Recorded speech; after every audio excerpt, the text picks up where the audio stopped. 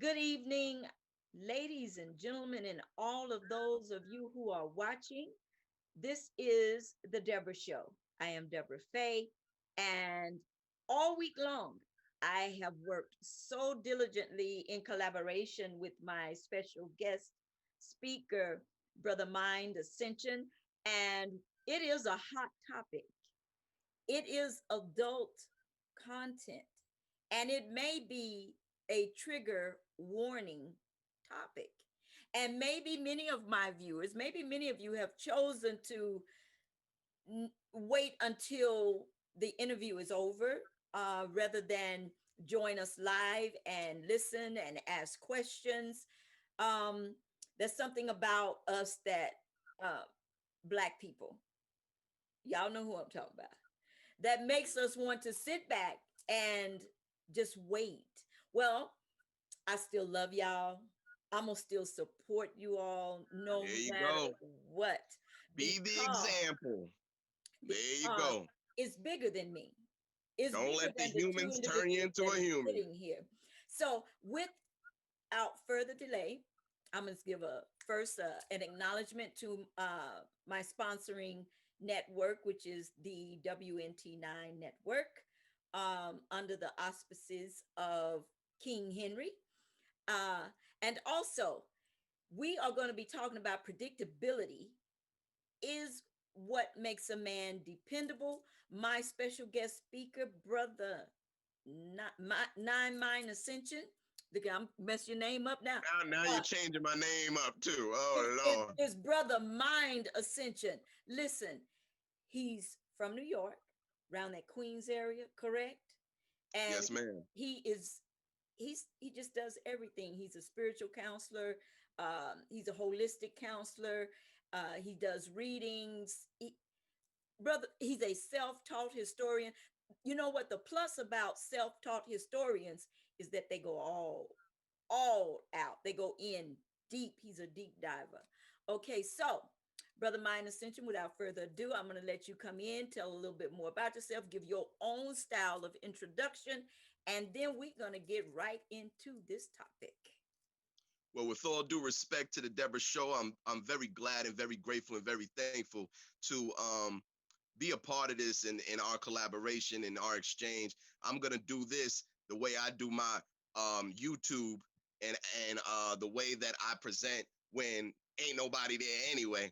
I want to say peace to my 6 to 22 strand 7 to 9 ether, you melanin selenium base, black gods of this planet. I am Mind Ascension here and happy to be here. Even as I said that, I feel like I was on. Yeah, I feel like I'm back on my YouTube channel. So now and that's great because now the energy. But anyway, as Mind Ascension here, and I myself, I am an obsessed student of all forms of knowledge from all angles. I am someone who is about expansion and not being limited by anything, especially the ego, Mhm. and making sure that I am continuously growing, evolving, expanding, and learning and getting better at. You just Oh, keep doing you. yeah, I'm like, what just happened? But anyway, yes, growing, expanding, and getting better at um not just knowing the self, Mhm. but understanding the self, Mhm. breaking down the self, rebuilding the self, and then going past the self. Right. And I think a lot of times we get trapped in our preferences, we get trapped in our egos, we get trapped in our expectations. And once again, this is the human form. Now, the basis of all of my teachings is about divinity and leaving the imprisonment of humanity. But Mhm. I don't want to get too crazy into that because that's not anything to do with the topic. The topic is dealing with something that, in my opinion, is, very human and very understandable, and Mhm. something that, as you said before, we have to eliminate the negative connotations attached to that. Yeah, I wanted to really redo that. I should have redid that whole thing because that P, I can't believe I missed that P, that extra P. But that's okay. That is truly okay. And when you, because I have some questions. I mean, I'm ready for him. I'm ready for I've him. got your post because when I came to your page and I saw that post you made about predictability is what makes a man dependable. As a female, I never would have thought about it. Mm. I never would have, even in my own internal self, my mind, never. And I know that that's an important key factor in anyone's personality traits and their value, but especially with men and our Black men. So coming onto your page, I saw that. I was like, what? Let me see what Brother Mind Ascension is talking about. Because when a man is giving out information about his own gender, we as females should be all over that, especially if it's going to help us to recognize that particular trait in men on a positive note. Because like I said before, it seems like it has a negative connotation.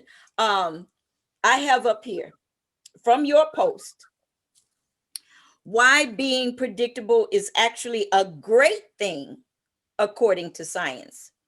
First, people who think of themselves as more predictable and less complex tend to enjoy positive life events more. Talk about that. Once again, we're getting back to expectations. See, I love this so much because it's really this is the basis of everything I'm here to do, and my purpose is to activate that divinity within you, to peel away those human layers that imprison you based on your expectations, based on what you think is a need, based on what you think is a preference. See, if you notice, the complexity comes from having so many options, so many ideas, so many expectations, so many this and so many that. What makes a man such a perfect tool is his simplicity. And his simplicity is what sets the foundation for his predictability. You know, when you come home, he gonna grab his beer, he gonna take off his work boots, he gonna sit on his favorite chair, and he gonna turn on the game. Predictable. Mm-hmm. You know, when there's a bill due, you know, when there's a problem that needs to be solved, he's gonna knock it out the way and get right back to his business. Predictable. So when we talk about enjoying life and so on and so forth, what we're talking about is not cluttering our mind and cluttering the experiences with all the little things that we have problems with. It's like being with somebody that always has a reason to complain. Mm-hmm. You're out on a beautiful cruise and they're like, oh my God, it's freezing out here. You're out on a beautiful beach. Oh my God, I hate sand. I can't stand sand. You see what I'm saying? So yeah. You cannot bask in the beauty of experiences and moments when you have so many different expectations and so many different problems and insecurities and thoughts and randomness inside your head. This is why, once again, the predictability is coming with the simplicity, which is basically the left brain logical aspect of the male and masculine energy. We are so simple. So because we're simple, we don't think about 1,000 ways something could go wrong. And when you're thinking about 1,000 ways something could go wrong, you're destroying the experience and you're turning the experience into a problem. So when you just read that line, by science, those who are predictable seem to enjoy things a little bit more because they seek the simplicity in the situation. I can enjoy a sunset for a sunset. Mm-hmm. I'm not worried if the sunset is going to hurt my eyes, or what I heard last week about sun flares and all that. Certain humans mm-hmm. have a certain brain aspect to where they want to involve everything that's a problem with every situation and experience they have. Therefore, they can never fully enjoy it. Right. And see, it kind of go, and I know, well, men don't really take offense to a lot of it. I never heard a man take offense to this, but this is why I do say men are stupid. And when I say stupid, I'm not meaning that he can't think. I'm not meaning that. And that's another thing. We got to really do our etymology when it comes to these words, because nice means stupid. If you do the etymology of the word nice, it means stupid. It means simpleton.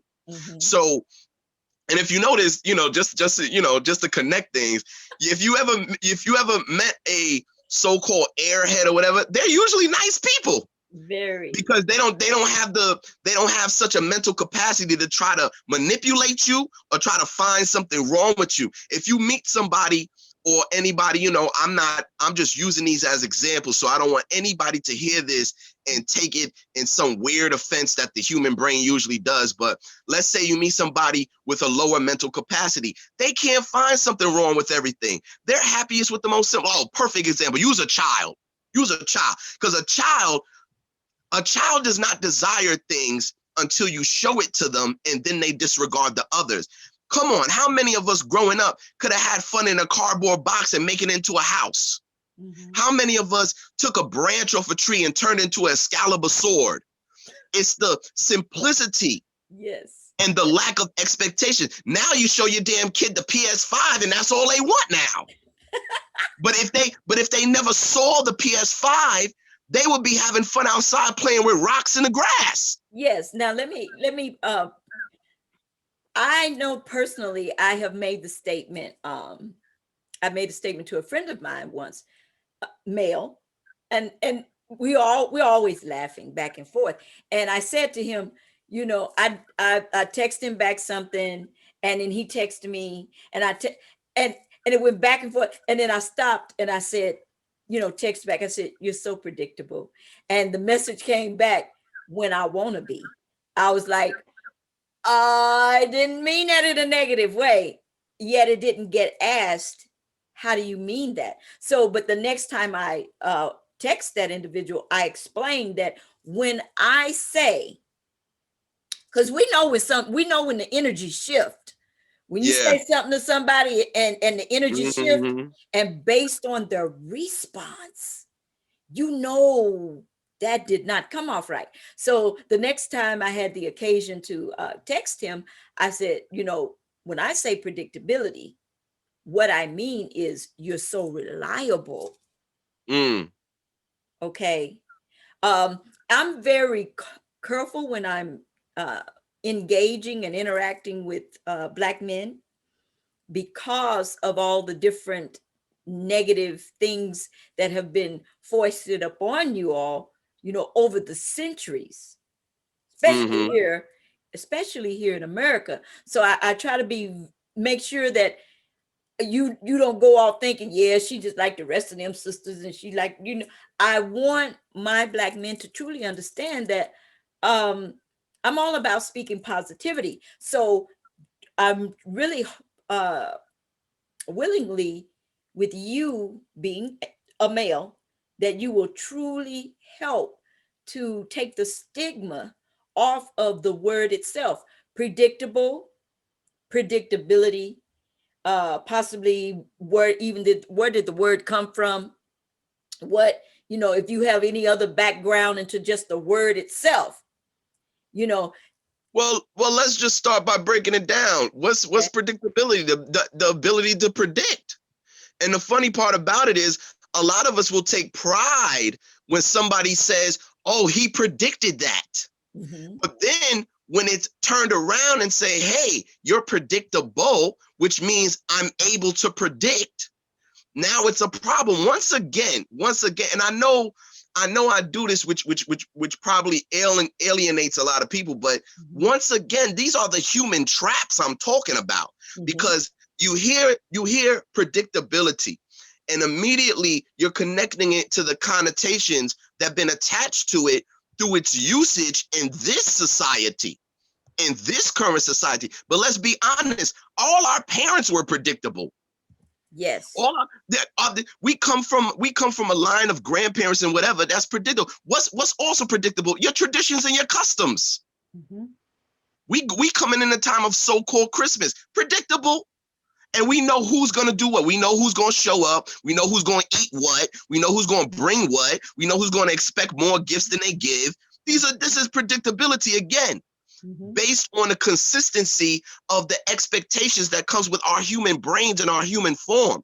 And then we'll reject certain things based on the aspect of, I'm sorry, I just got a notification, but just distracted me. We reject certain things based on the connotation that has already been given. And then that connotation affects our ego. So now we immediately want to reject it or defend it. So now it's like, no, I'm predictable when I want to be. That was him taking control of predictability. Saying that you're predictable when you want to be, that's saying, no, I control predictability. Okay, all right, well, all right, you got it, big man, whatever the case may be. So when I did that post and that person said I was predictable, I said I'm supposed to be. I'm supposed to be. Now immediately I take the energy out of that. I take the ability to be offended about it out of it.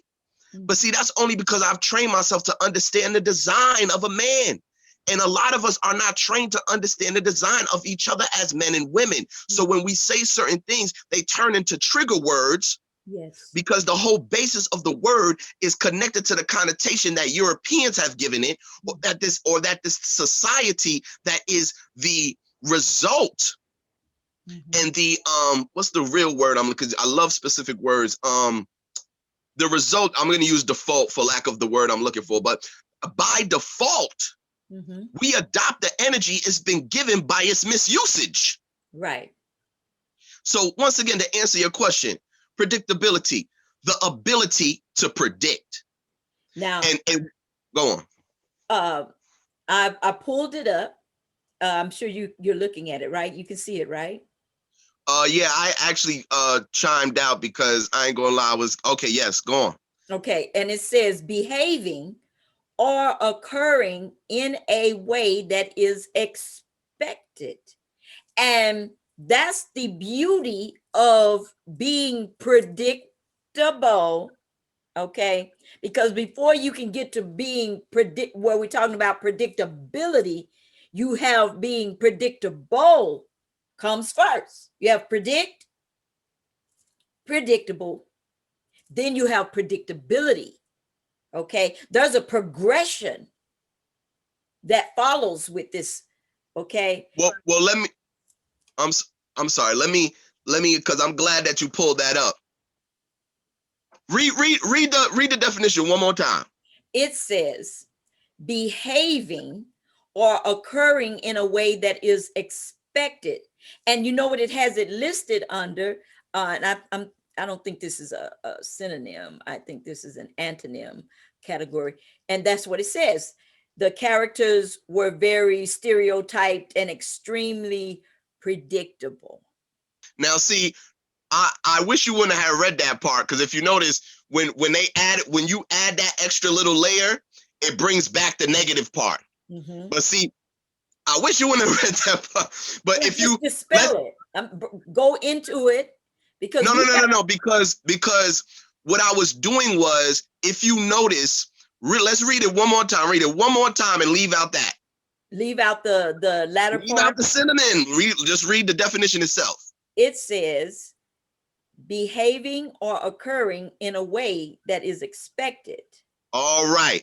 Notice, what are women always saying about men today? What they are not doing, what they're incapable of. What are we talking about? The expectations of manhood, masculinity, and your function as a man to a woman.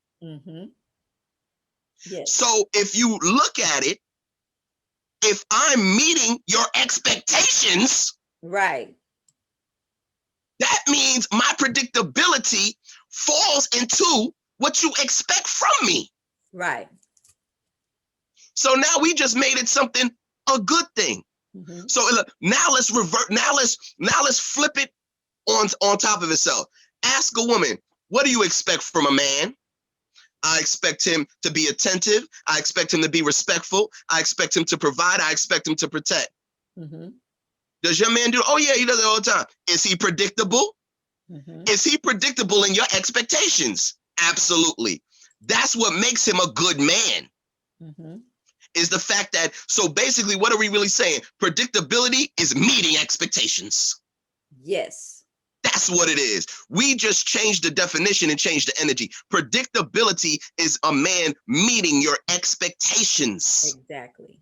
instead of what you noticed the European just did right there when you read it. Oh, they were stereotypical, blah, blah, blah, blah. See, they always take something and then they flip it around, they distort it, they twist it, they add things to it that poison it. But what are we saying? Predictability is meeting your expectations. That's what the definition just said. Yes. Because the only problem is if you're always in the process of expecting the negative as an individual or a woman, and I'm predictable in your expectations, now I'm a bad man. And let's be honest, in this day and age, we're already as men connected to negative expectations. We're already expected to be quote unquote cheaters. We're already expected to be quote unquote abusive. So that's why when men hear the word predictability attached to them as men themselves, they're adding in the negative traits that's been attached to them as men. So now, yes, I get offensive now. The same way that there's certain women that get offensive when they hear the word feminine. Exactly. Because they know that the negative connotation or so-called negative connotation to feminine is the weaker sex. Right. Softer, gentler. She's not hard. She's not strong. And see, today, that's a negative thing to a woman now. Right.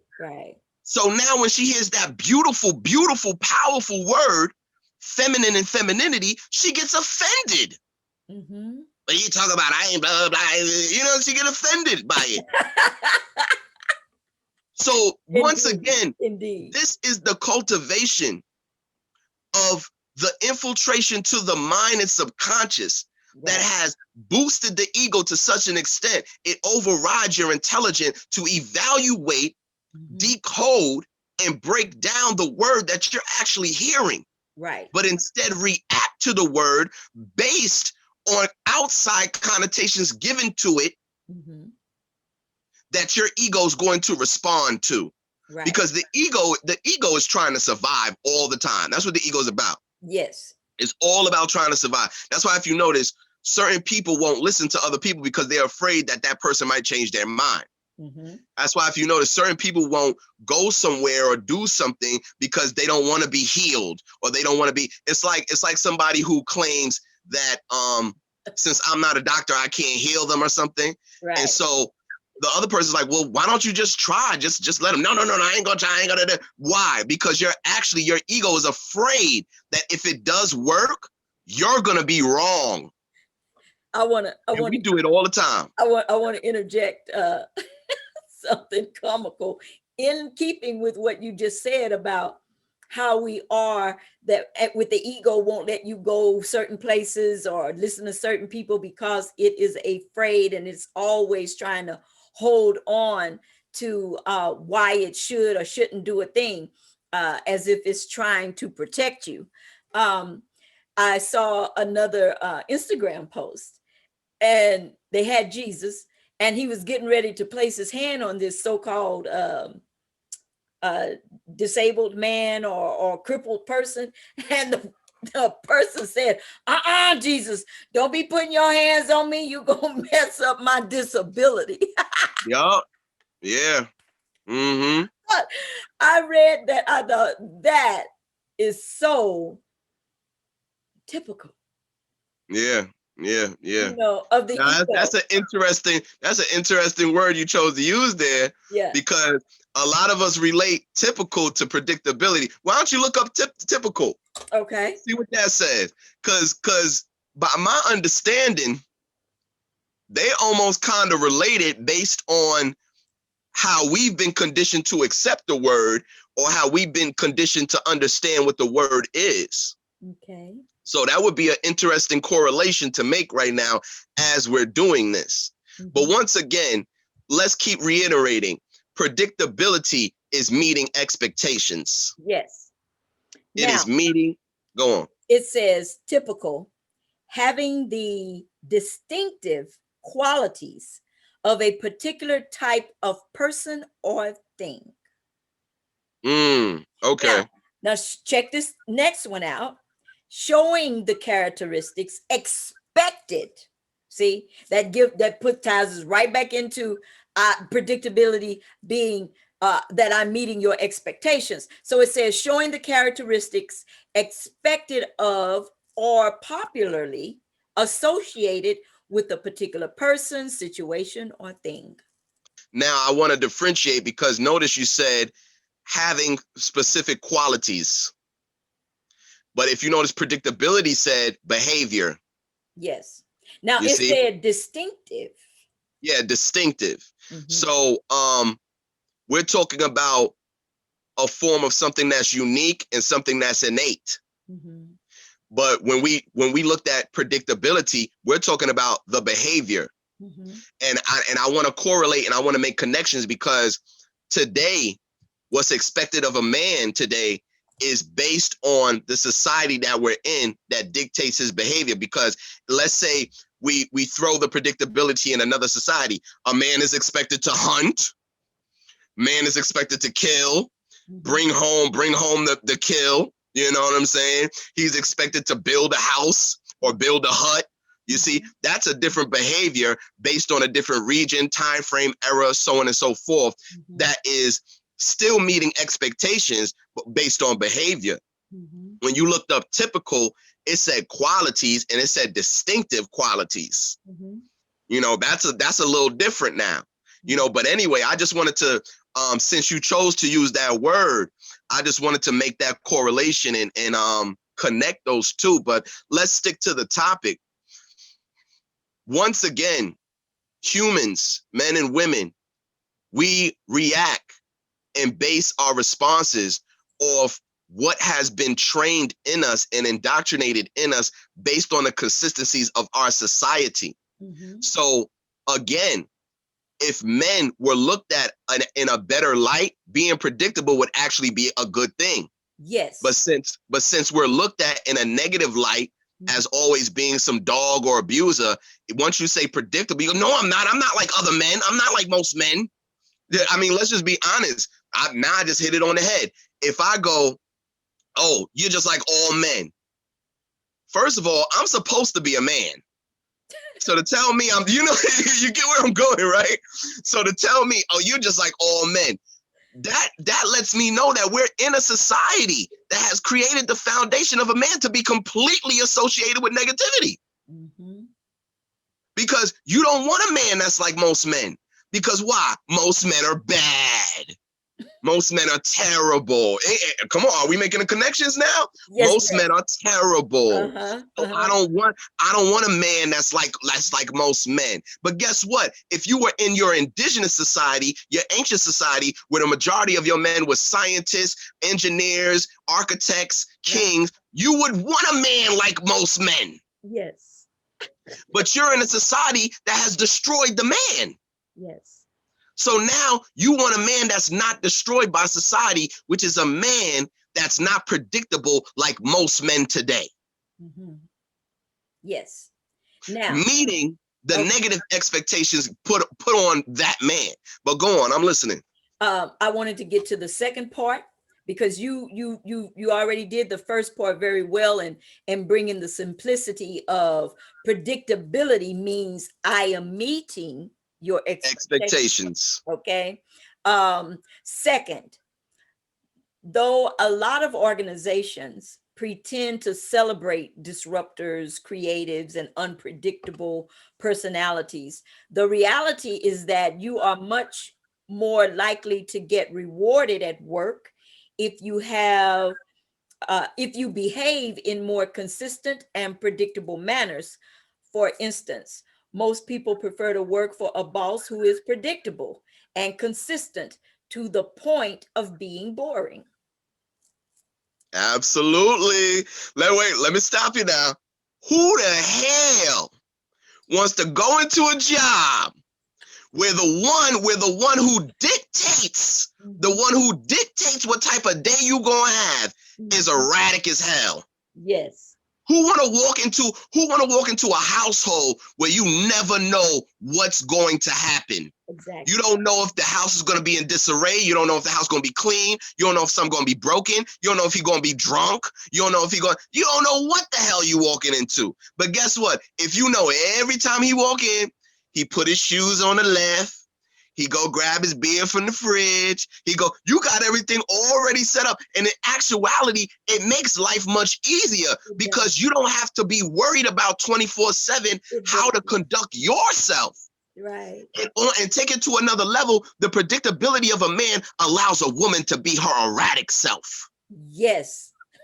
Because while I am stuck in my one directional linear design as a man to where you know everything I'm gonna do, that allows you to not worry about my responses, my reactions. Right. And you can be, it's just like a parent to a child.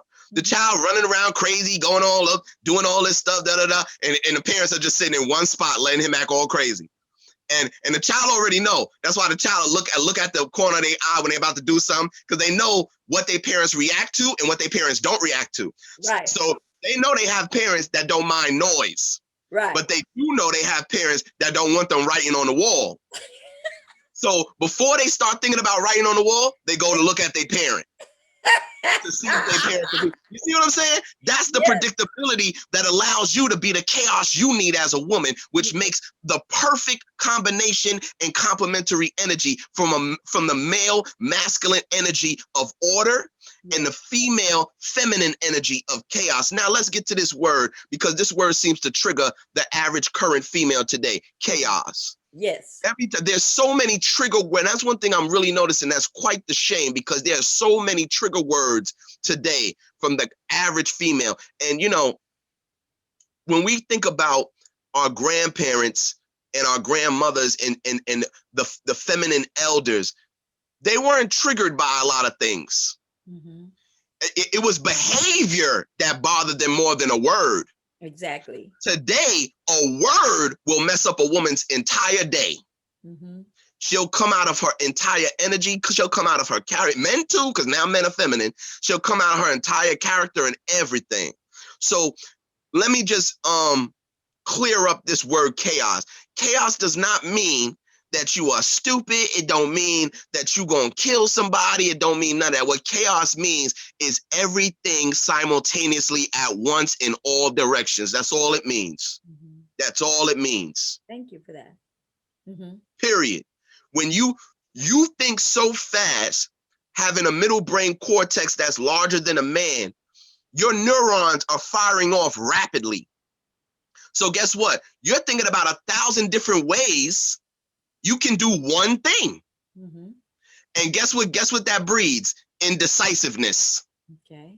So now you're looking at your closet and going, oh my God, well, I got this red dress, but then I got this blue dress, but then if I wear this, but then if I do that, but then they're going to be here, and then they're going to be there. Well, then it's cold tonight. Well, then it's not there. You're thinking 1,000 different things at once. Yes.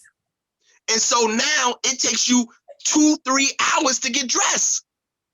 Exactly. Because of the neurons going in so many different directions so fast, because that is the advancement of your brain compared to mine. My brain's going slow. My brain going, there goes a shirt, there goes some pants. It's cold outside. I'm gonna wear this shirt because this shirt is warm. And that's it. That's it. Now here come my woman. You are not wearing that shirt again. You wore that shirt 5 times in a row. Pick something else. You see what I'm saying? But once again, that's my simplicity. I'm not even thinking about how many times I wore it. I'm not thinking about my wife don't want to see me wearing it again. I'm not thinking about we going to a specific type of place that I might need to wear a specific type of shirt. And see, this is what makes couples so beautiful in the old school couples, because unfortunately today we just do not last. But if we look at the old school couples, the woman picked out the clothes for the man. She had his shoes laid out. She said, no, listen, babe, you are going to a funeral. You cannot wear that shirt. You cannot wear those, babe. Yes. We are going to a wedding. You cannot wear those this. You cannot wear that this. And guess what? The man would surrender to that wisdom. Yes. He wouldn't fight her. He wouldn't fight her. He'd be like, listen, just pick out what you want me to wear and I'll put it on. You know what I'm saying? But then guess what? True. That is so But guess true. what? But guess what? Let a man try to dictate what you're going to wear on a specific night. And it'll change. Even if you do wear it, your energy going to be fucked up the whole night. because you're not going to like it. You're going to be uncomfortable. You're going to be fidgeting. You're going to be cold. You're going to be this. You're going to be that. And then guess whose fault it's going to be? His. His. No different when I do let you pick the outfit. And guess what? Now I got to carry you over the ice because you're wearing stiletto heels in the snow. But guess what? When we get to where we get, you have a great time. You feel beautiful. And you feel impressed with yourself. But I still have to be there to be that mechanical tool to lift you into the car. I got to give you my jacket because you chose to wear the short skirt in 20-degree weather. So now I got to wrap you up in this. This is the complementary energy I'm talking about. Correct. And this is the chaotic feminine that women get so offended when they hear that word. But what we're talking, and let's be honest, they get offended because they want to think that they're men. They want to think that they're logical like men. So they get offended like they're men. Oh, no, why are you talking chaos? I ain't chaos, I'm order. And you're not order, you're out of order half the time. What are you talking about? So they get offended because they want to think that being a man is some form of superior aspect or being logical, which by the way is very European. Europeans think logic is superior, and it's not. Your emotions is what moves all energy. Your emotions is what creates magnetism. Your emotions is what creates empathy. Your emotions is what creates your psychic ability. Logic is just me sitting there going, I see 2 cookies. That's logic. A little child, ask a child, you want 1 cookie or 2 cookies? The child gonna look up in the air real quick and they gonna go, I want 2. Right. That's logic. That don't mean the child's smart. Right. That just means the child recognized that 2 is more than 1. Right. Right. So we have adopted the European notion that logic is superior, that the brain is superior. And as we already know, our ancestors ripped the brain from the nose and threw it in the trash. Right. So let's cut that out. The heart was preserved. The heart was weighed against the feather. The heart was put in Coptic jars to last for thousands of years. They didn't preserve the brain.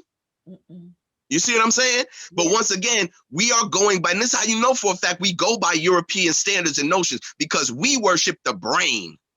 So when I tell a woman, listen, you know, you're really not prone to logic. Why? You know, she starts snapping on you immediately because she's taking offense to something that is supposed to be superior to her emotions. Because Europeans taught you that logic is superior to emotions. Logic is nothing but a tool.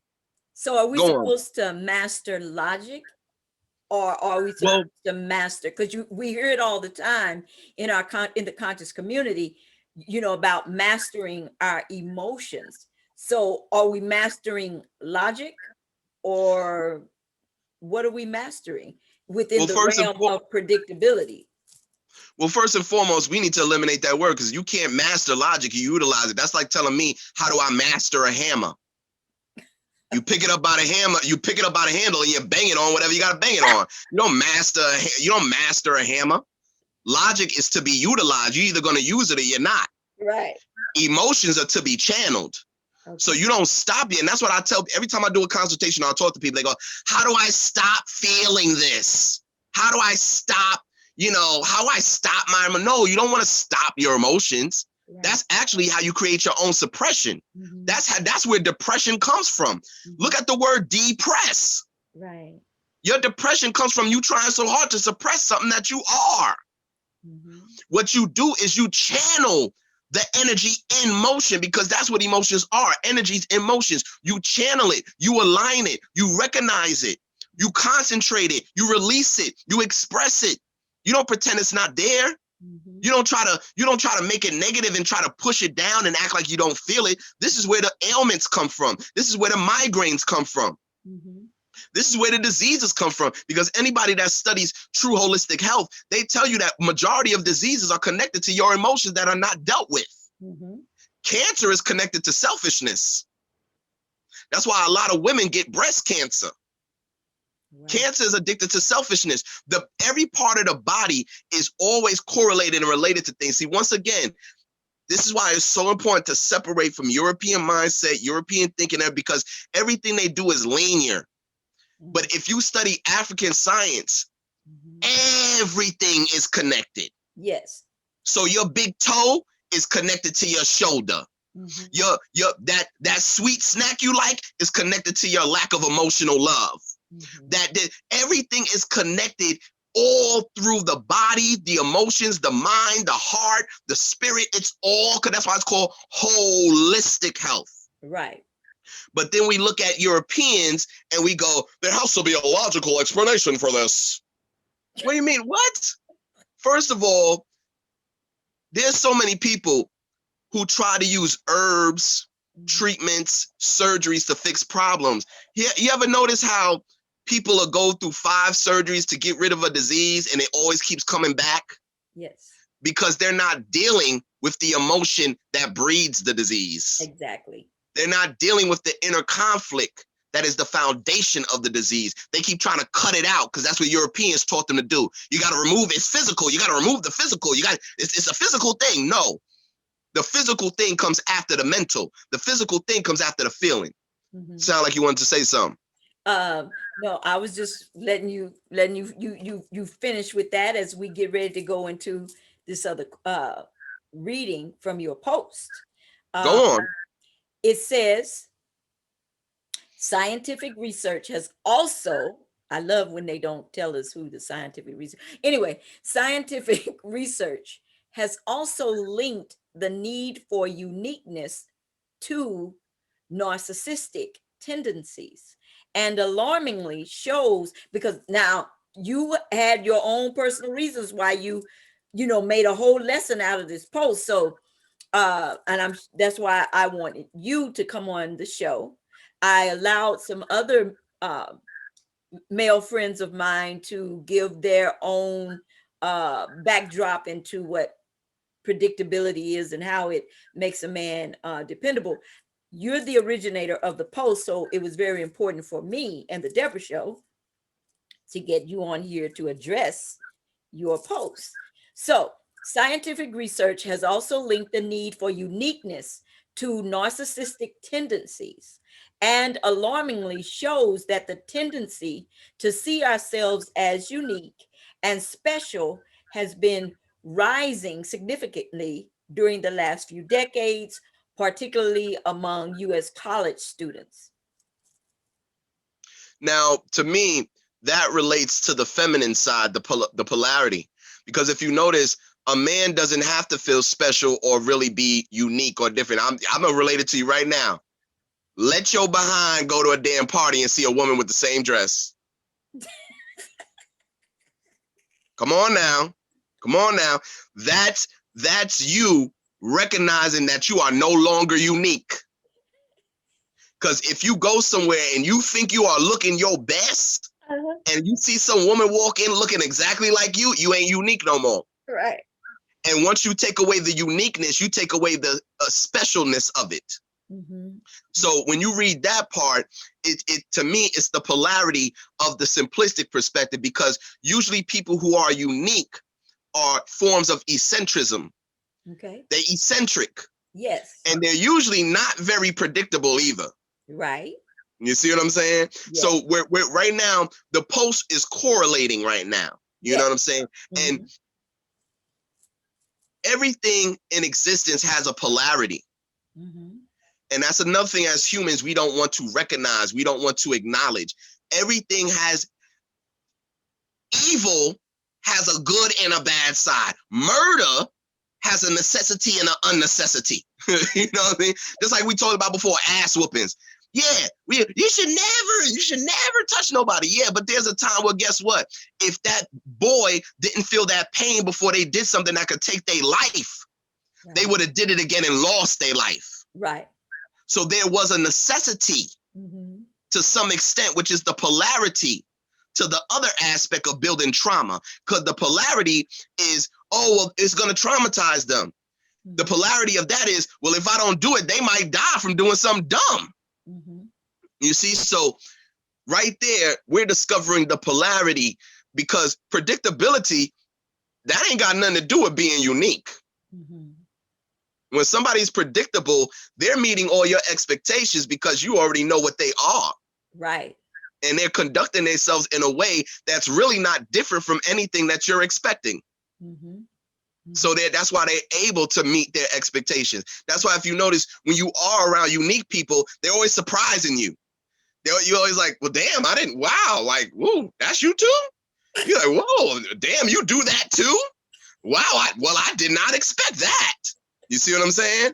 And that's what makes them unique. And now in your mind, because they're so eccentric and they're so unpredictable, they have now become special. Yes. And that's it. And now I'm glad that I'm saying this, because now this also connects to another negative connotation with predictability. It don't make you special. And that's why, to me, it's a flag when I hear a man get offended by that, because he wants to be fucking special. Mm. He wants to feel special. If you tell me I'm predictable, it means I'm not special. It means I'm not unique. Mm. So now I get offended because I want to feel special. But I'm supposed to be a goddamn man. I'm not supposed to be special. I'm supposed to be efficient. That's right. I'm supposed to be functional. Mm-hmm. I'm supposed to be useful. Yes. Things that are special don't mean they're useful, you know. Mm-hmm. Just because I got a diamond encrusted ring that was molded by the angels of heaven and all this craziness, what the hell am I going to do with it besides look at it? But yeah. Guess what? Guess what? It's special to me. Right.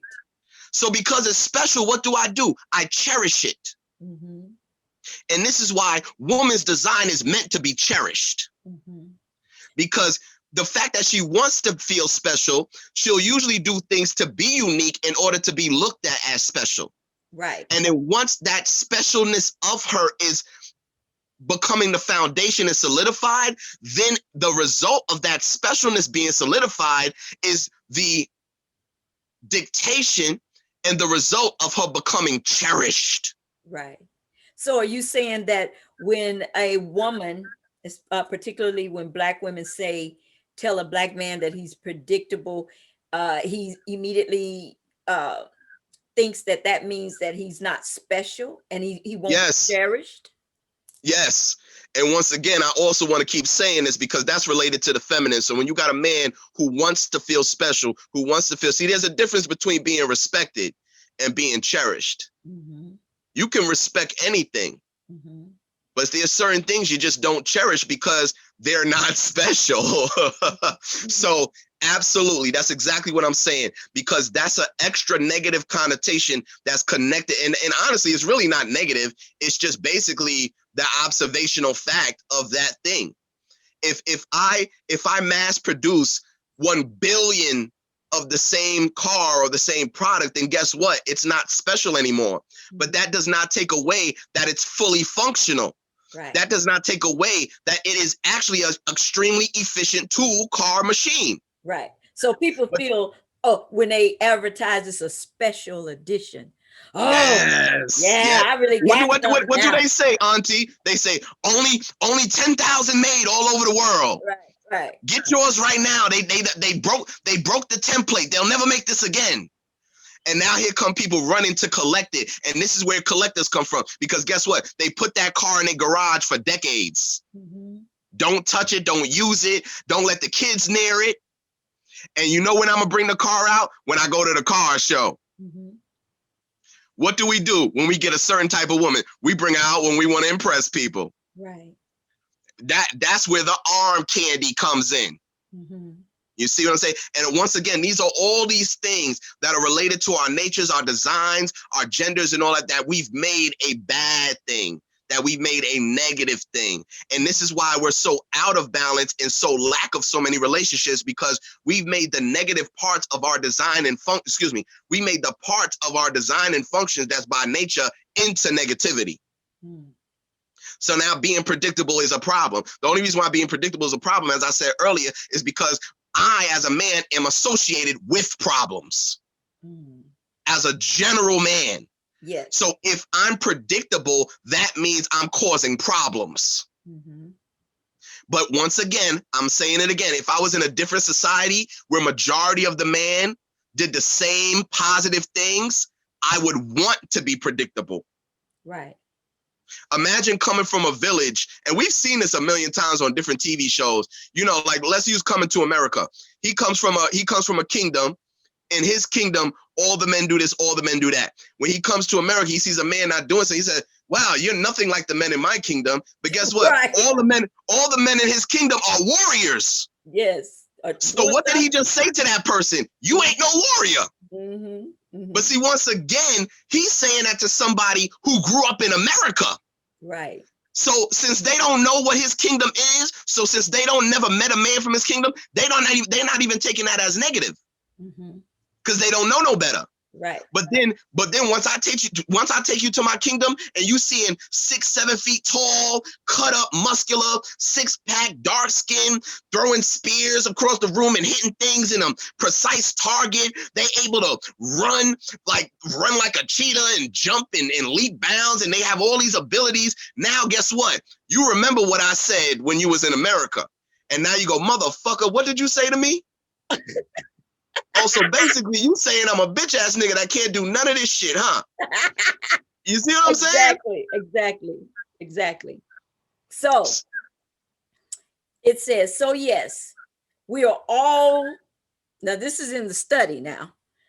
So yes, we are all unique, just like everybody else. Perhaps it is time to actually embrace predictability.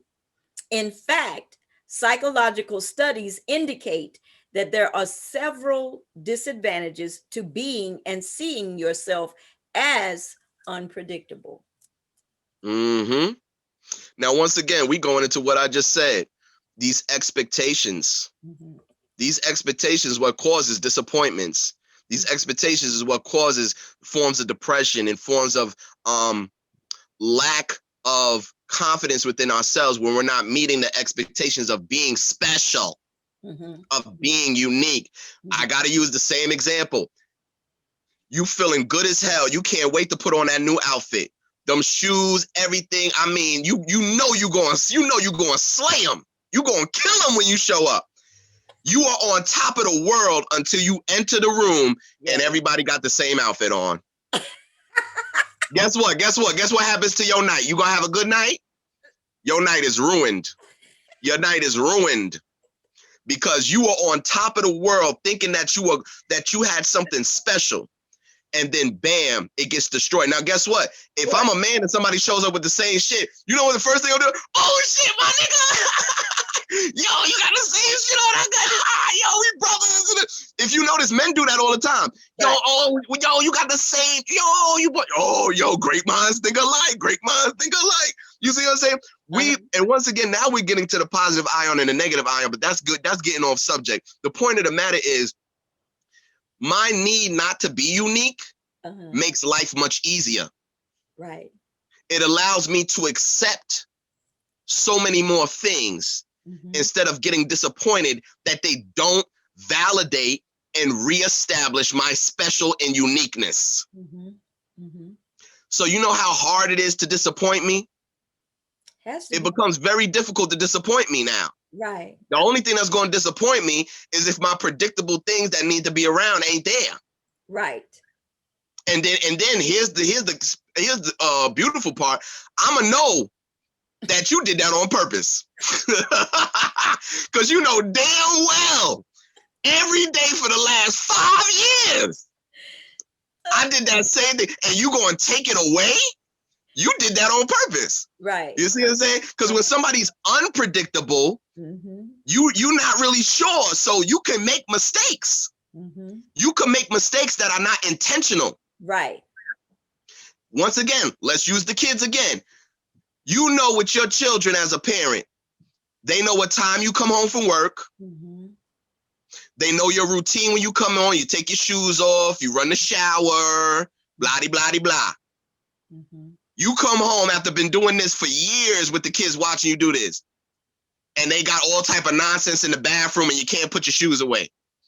Automatically, you're like, what the hell is going on? Y'all know damn well when I come home at 5 o'clock every day, right, that bathroom needs to be ready for me to take my shower. Right. Now, guess what? You already ready to punish them kids immediately because you know for a fact they know you. Right. Now Because let's you take know it, for but let's take it go one on. step further.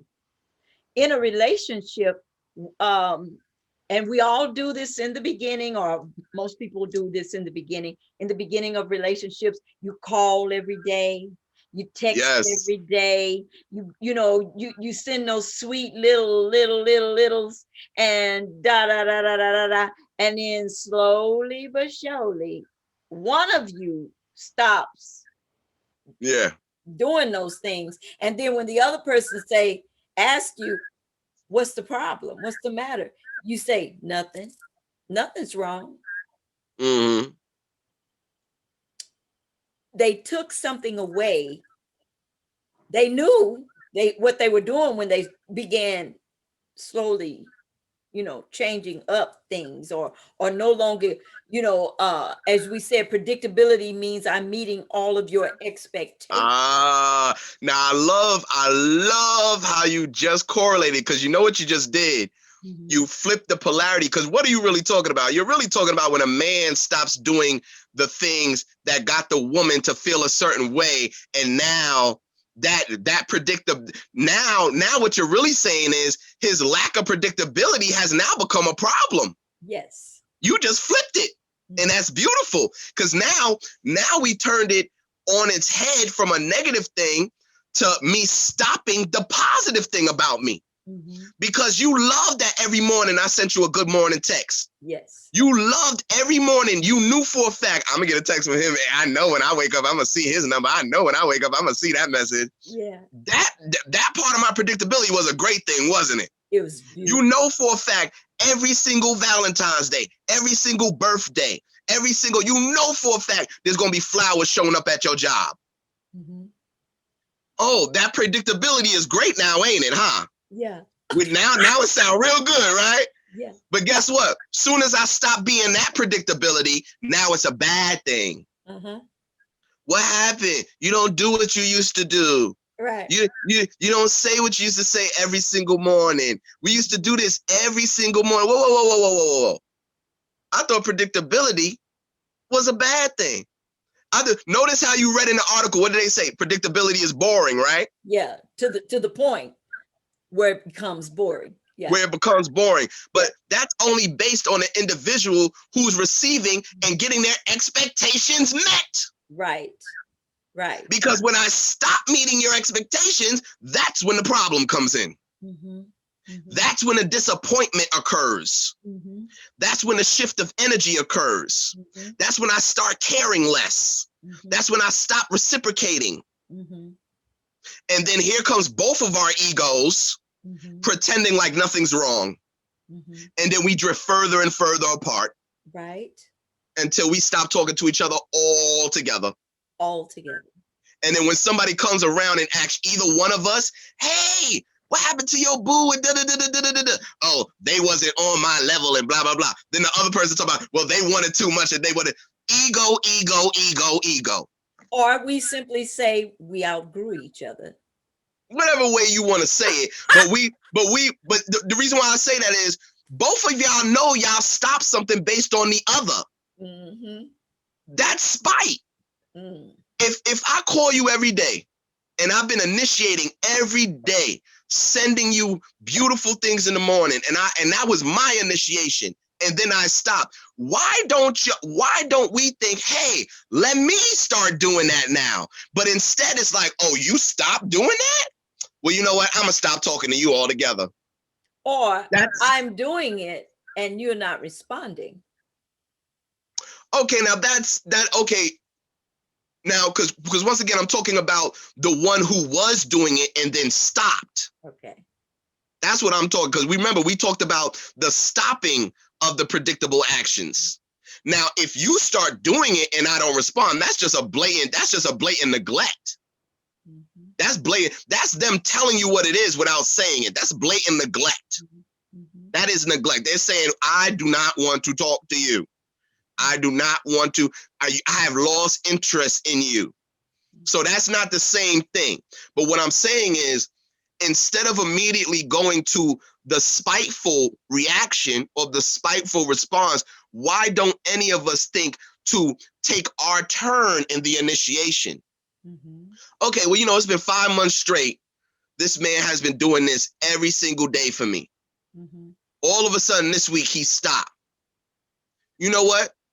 How about I return the favor for 5 months like he did for me? Right. You see what I'm saying? But we don't think like that. Especially women don't think like that, because the first thing they're going to think is something's wrong. Well, why he acting like this now? Well, you know what? I don't need him anyway. I ain't never asked for him to do that in the first place. And so we find justification in the rejection and the spite of it. Same thing with men. We'll use men, because I know a lot of times, let's use the man too. Oh, well, here comes the ego. Perfect example. A man's been doing his part, paying his parts of the bills. And I hate to say that, because unfortunately today, everything is this 50-50 nonsense. I'm a true, very old school believer that, listen, you take care of home, I'll take care of the things that allows us to have a home. But anyway, let's say y'all split the bill or whatever. He's been following that concept. Right. Every time the light bill come, every time the rent come, his shit is ready to go, yada, yada, yada. Here's what happens. Y'all get into a big fight. Guess what? He ain't got the rent. You see what I'm saying? That's the ego. That's the spite. Guess what? He not paying the cable because he don't watch your shows. So here come, I'm giving you the male version. Here come the male version of that ego where you go, babe, the cable bills due this month. I don't even watch TV. Well, what are you talking about? You've been paying the cable bill for the whole year. Oh, well, I don't need TV. You the one that needs TV, so maybe you should pay for it. Yeah. See, that's the ego that has gotten angry at you, and now I'm dismissing my responsibilities now. That's the male version. And this is a flag, because anytime a real man will never stop his responsibilities based on how he feels about you. Right. That's like me not wanting to be a father no more because I don't like the mother. And we deal with that all the time today. Yeah. Excuse my language, but F that B. You know what I'm saying? And the next thing you know, we stop seeing the child. You see? Now, it's a difference if she's making it a problem, but there's a lot of women that don't make it a problem, but the man just don't like her. Right. Or he just doesn't like that she doesn't want to be with him. Or he doesn't like that maybe she found a good man. So now he's like, what? Well, ask your boyfriend, ask your man to do that. Whoa. You want me to ask my boyfriend to take care of your son? You want me to ask my boyfriend to pay for your son's school clothes? I'm just saying, I ain't got it right now, and you got this. I know how much money he makes. I know he make money. It ain't like he can't do it. Right. See, these are the traits of that ego, human, spiteful nonsense that majority of humans are always bringing up and projecting up amongst each other, which causes further division from each other. And so now all of us are in single homes. All of us are spread out with multiple mortgages and multiple rents. We should all be in one place, paying one rent, paying one mortgage, having one bill.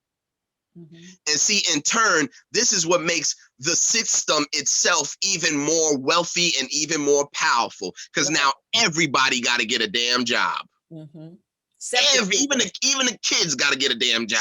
Yes, separate. You see what I'm saying? So, sticking to the topic, uniqueness makes you feel special, which in turns deals with predictability, taking away that uniqueness. So those are the polarities that research has brought to the table on this topic. The feminine wants to feel unique. The feminine wants to feel special. She wants to be the only one with that hairstyle. She wants to be the only one with that dress. That's another thing. She don't want to be compared. She wants to be the only one cherished. Exactly. The man who is a real man don't care about being special. What he cares about, not breaking his routine. Because once he breaks his routine, he's disrupting his design. Babe, whoa, babe, where's the TV?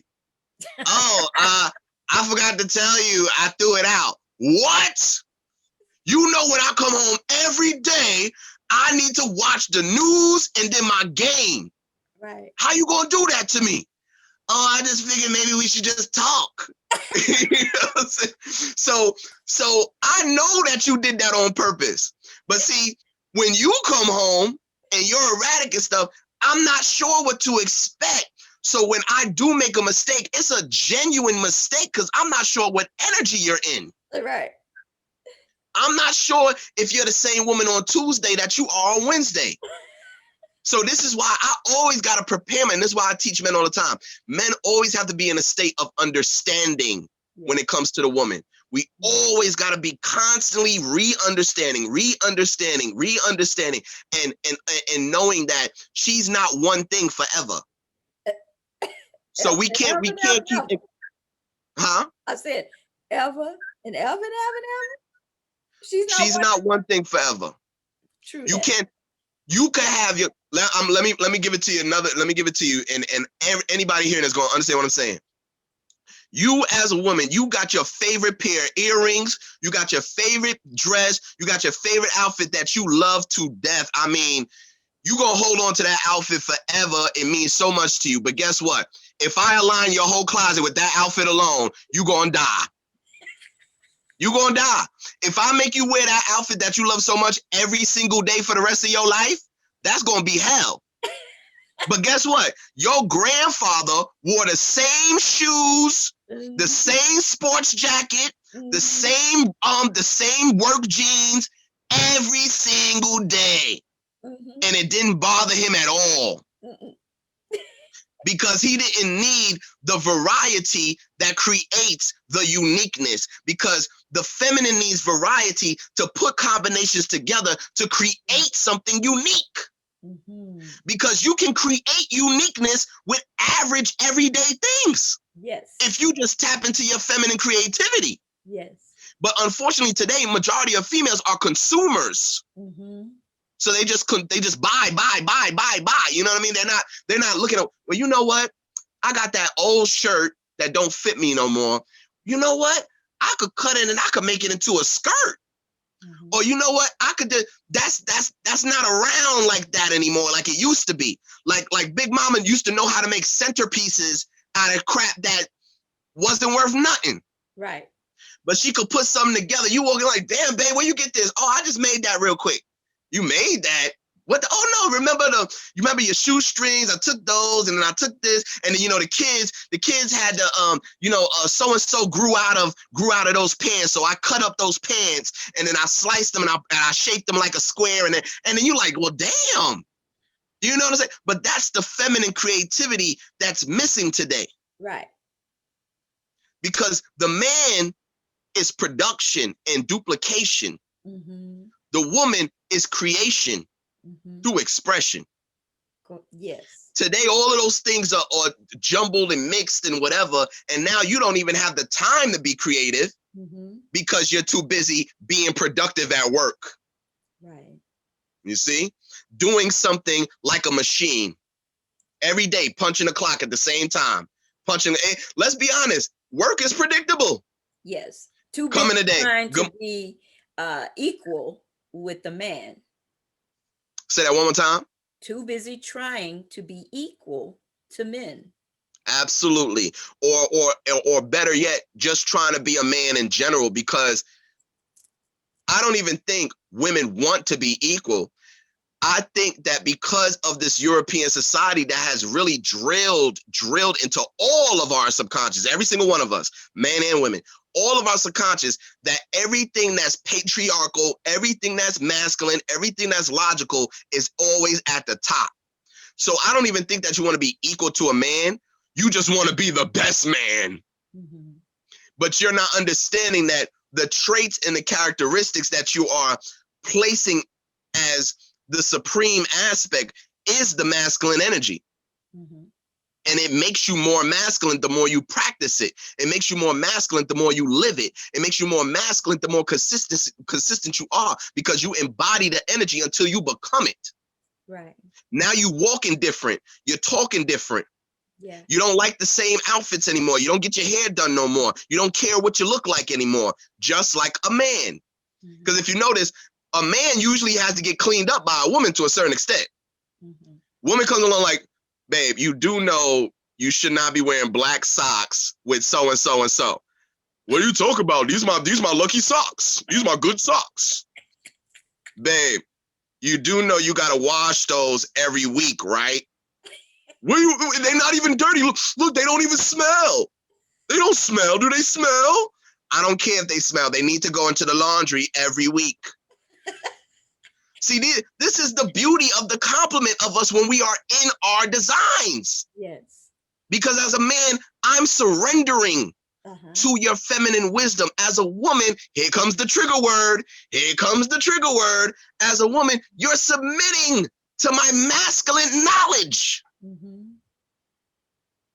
Surrender is me giving up resistance. Yes. All right. Let's get married. God, okay, all right. All right, listen, all right, I'm gonna get it for you, okay, all right. That's surrender. Submission is a gift. It's given. It's given. It's like, dag, oh my God, what, babe, you did this for me, you did that for me. Oh, you just break down in his arms. Just break down. And it's a given. There's no fight. That's why if you notice in war, they say surrender. That's why it's a masculine version, because you only surrender after you lose the battle. Submission, there is no battle. Submission is what you reach, or submission is what you relinquish, or what you gift. You know what? You done bust your behind and you done did all of this to me. I mean, we see it on TV shows and cartoons all the time. The superhero fights off the villain and comes and swoops down and da-da-da. And that same woman that's been rejecting him the whole movie, she falls into his arms and then that classical kiss and all of that bullshit. That's submission. Because he's the hero. Because he's the hero. Ah. Yeah. But guess what? The whole movie, she been curbing niggas left and right. You see what I'm saying? But she submits to the hero. And that leads me to the next thing. Men are not looked at as heroes anymore. Particularly black men are the black men. Yes, I was just about to say that. The black man is not looked at as a hero anymore. So therefore, he is not worthy of that submission. Even when he shows it, he's still not worthy, because the program still exists in the subconscious of the average female. And I have to specify, because I'm not talking about all, because we still got a lot of beautiful feminine women that are living by their design, by their function, by their nature, and they're embracing it. They're not fighting it. But unfortunately, the reality is majority are not like that. Just like majority of men today are very passive. They're very spiteful. Oh my God, the stories I hear. You know, you break up with him, he's going all over town showing your new pictures and telling everybody how much a hoe you are, and he's trying so hard to just destroy your whole existence. That used to be a woman's trait. That's why they say hell have no fury than a woman scorn. Right. Now it's hell have no fury than a bitch nigga scorn. Exactly. Yes. Because he's running all over social media. He going everywhere trying to defame you and destroy you, because you have grown past him, or you have realized that he is a boy in a man's body. Yes. So now he must get spiteful and try to destroy you. So sticking to the topic, predictability is actually meeting expectations. Yes. Uniqueness is the need to feel special. This is the masculine to the feminine, which is the polarity aspect. Let's go to whatever's left on that post. The other part of the post is, which you have already been discussing it, the masculine energy is stable and more predictable. Its strengths are willpower, clarity, and focus. The masculine energy likes to create structures and rules. It is knowledge, whereas the feminine is knowing. The knowledge is static with precise dimensions and exact design. He is the master of planning and laying out the guidelines that are based on logic and experience. The masculine energy is protective.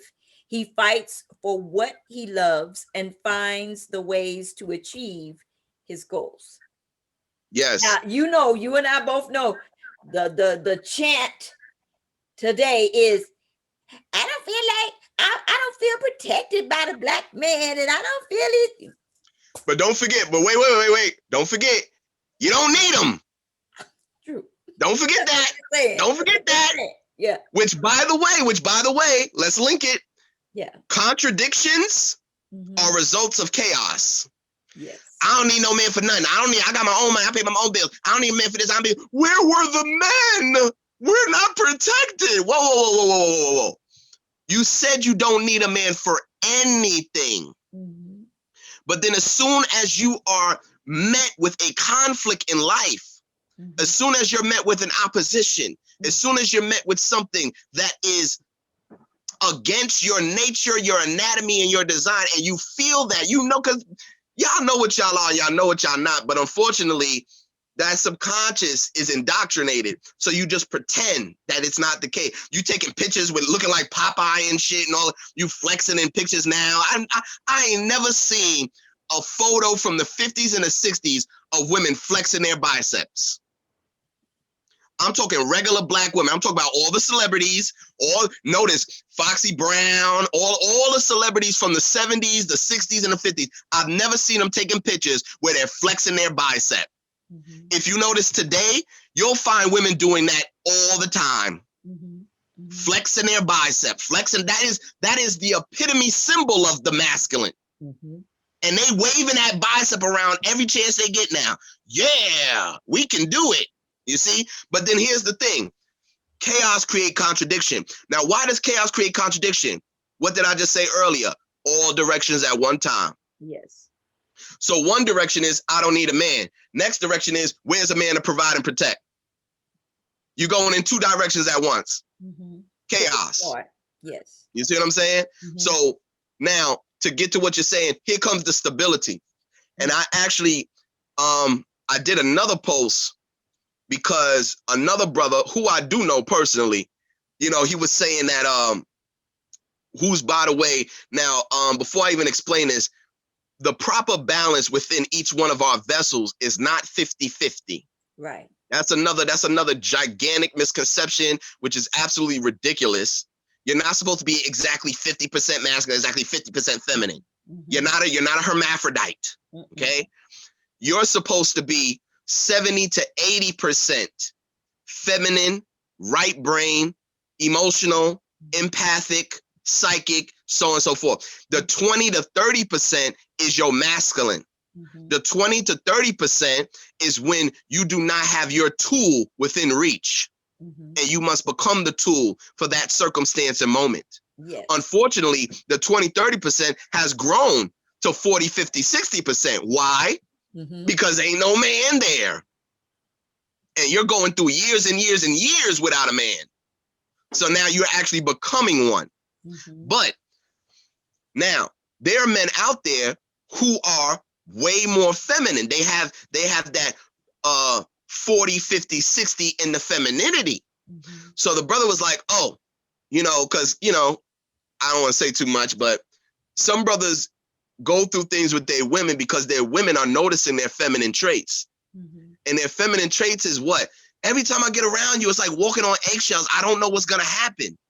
Hello? Unpredictable. Yes. Unpredictable. I mean, it's like, now this is me hearing women telling me this in consultation. Mhm. It's like, when I come home from work, I'm not sure what side I'm going to get from him.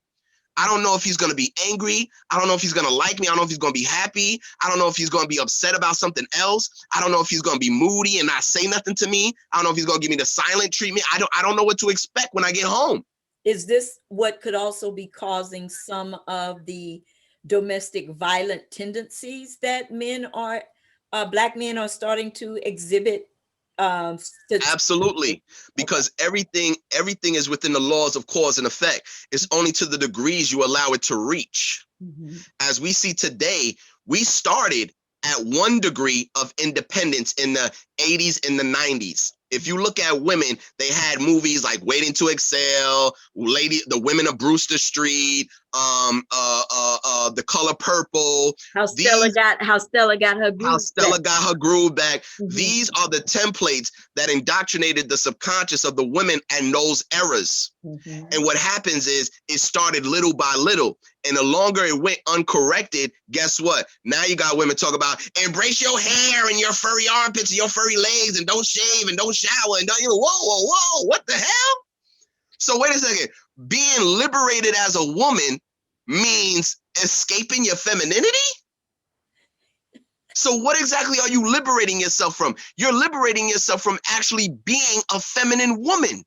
You're not liberating yourself from me. You're liberating yourself from your design, your function, and your duties as a feminine woman, because the feminine woman is the mistress master, of hygiene.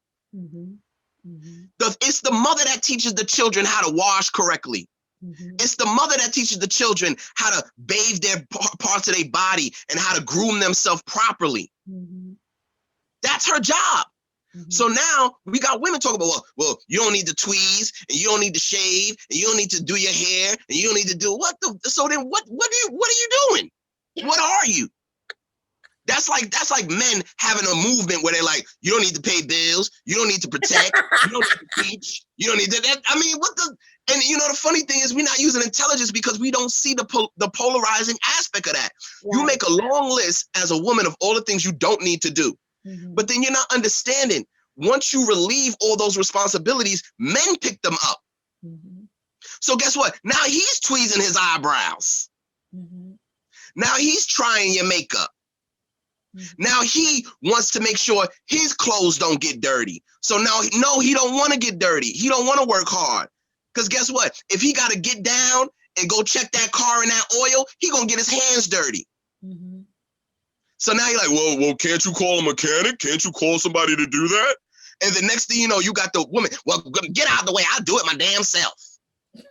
And now she's under the hood. Now she's pumping her own gas. Yeah. Now she's rotating her own tires. Now she's changing her own tires. We see this shit every day. Yeah. We see it every day. We are losing parts of our design and our function that is making us grow further and further and further away from each other, while white people give us the replacements for each other, whether it's a damn tranny, mm-hmm. whether it's a white man for a black woman, mm-hmm. or whether it's a homosexual for a black man. Mm-hmm. They're giving us the replacement to our complements and our polarity. Mm-hmm. Now, back to what you said.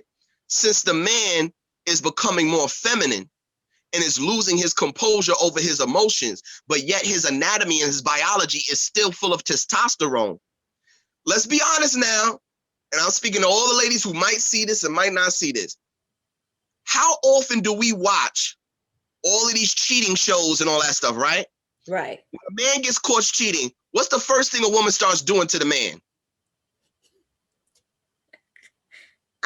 I don't watch those shows.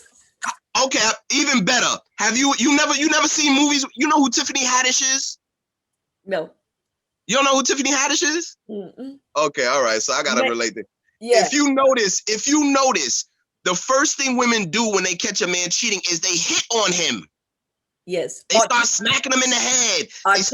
Cut up his clothes. Yes. Destroy his car, bash his They just had. Yeah. I just saw a video where this woman blew up this man's car. Yeah. She poured gasoline in his back seat, threw a match, and blew up his car. She almost blew herself up. See, this is my point. The woman is justified in her violence if she feels hurt. Mm. You ever notice that? Yes. You ever notice when you watch a movie, right? And I know, and this ain't got nothing to do with it because you see this in the old movies. And let's say a man says something you don't like, you throw a drink in his face. Mm-hmm. You see? Let's say a man whispers something nasty in your ear, you smack him in his face. But wait a second. If you say something to me that I don't like, as a man, Can I smack you in the face? No. If you say something to me, or if you do something that I feel is disrespectful, can I throw a drink in your face? No. Because guess what? I won't be looked at as a man, right? Mm-hmm. But wait a second. We're equal. We equal, right? See, there is behavior Right. that's accepted by the feminine that's never accepted by the masculine. Mm-hmm. But nobody wants to talk about that. Nobody Right. wants to talk about that when a man breaks your heart, you're allowed to destroy his entire life. Right. Nobody talks about when a man breaks your heart, you're allowed to burn down his house. Throw a brick Nobody through talks the about window. you can do any psychotic, violent thing you want. But wait a second. If you break a man's heart and he smacks you, he's the devil for the rest of his life. Am I lying? Nope. People might not like how I'm saying these things, Mm-hmm. but we all know it's a reality. There's things that women can do to men that are violent and that are abusive. And everybody in society just accepts it. We watch women commit assault on TV. Mm-hmm. All these reality shows, Love and Hip Hop and all this stuff, as soon as they find out something, as soon as they go through a phone, find a text message, bam, pop, pop, pop, pop, pop, pop, pop, pop, pop. All these fists is flying, they hitting, they slapping, nails is popping off, all this type of stuff. But guess what? Why doesn't anybody call that assault? Right. Isn't that what it is technically? Mm-hmm. Because guess what? I don't care how you feel. Once you put your hands on me, that's assault. Right. But we live in a society where a woman is justified in her behavior based on how she feels. Mm-hmm. Men are not allowed to do that. Now, I'm relating it now. Mm-hmm. I'm connecting it. Today, men are more feminine. Mm-hmm. So you just asked me earlier, does this relate to now the rising in abuse? Yes, it does.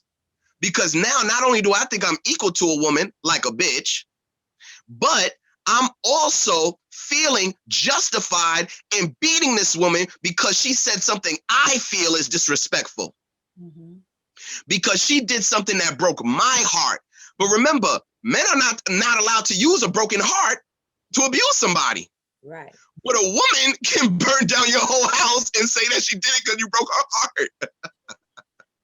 You see what I'm saying? And women will support that. They'll be like, well, he shouldn't have did what he did. But I ain't never heard nobody say, oh, she got her ass beat. What did she do? Right. Oh, he smacked the hell out of her. Well, she must have did something. But when we hear a man getting his clothes cut up, when we hear a man getting his car blown up, when we hear a man getting his face up, matter of fact, a girl, I forget what city it was, but just recently a girl shot her boyfriend in the head. This is a recent story that just happened a few weeks ago. She shot her boyfriend and killed him in the head because he was cheating. Mm. You see what I'm saying? We are getting to degrees and levels because nothing is being checked. And when somebody like me comes along and actually starts applying order, nobody likes me. Mm-hmm. Nobody wants to listen to me because I'm actually saying that. But guess what? You can't debunk me. Mm-hmm. You can't prove what I'm saying is wrong, but you just don't like me. And you're going to cut me off and reject me and not listen to me because I'm actually being the order that's missing from today's society. Mm-hmm. And I'm going to be labeled as controlling, abusive, so in all these different things.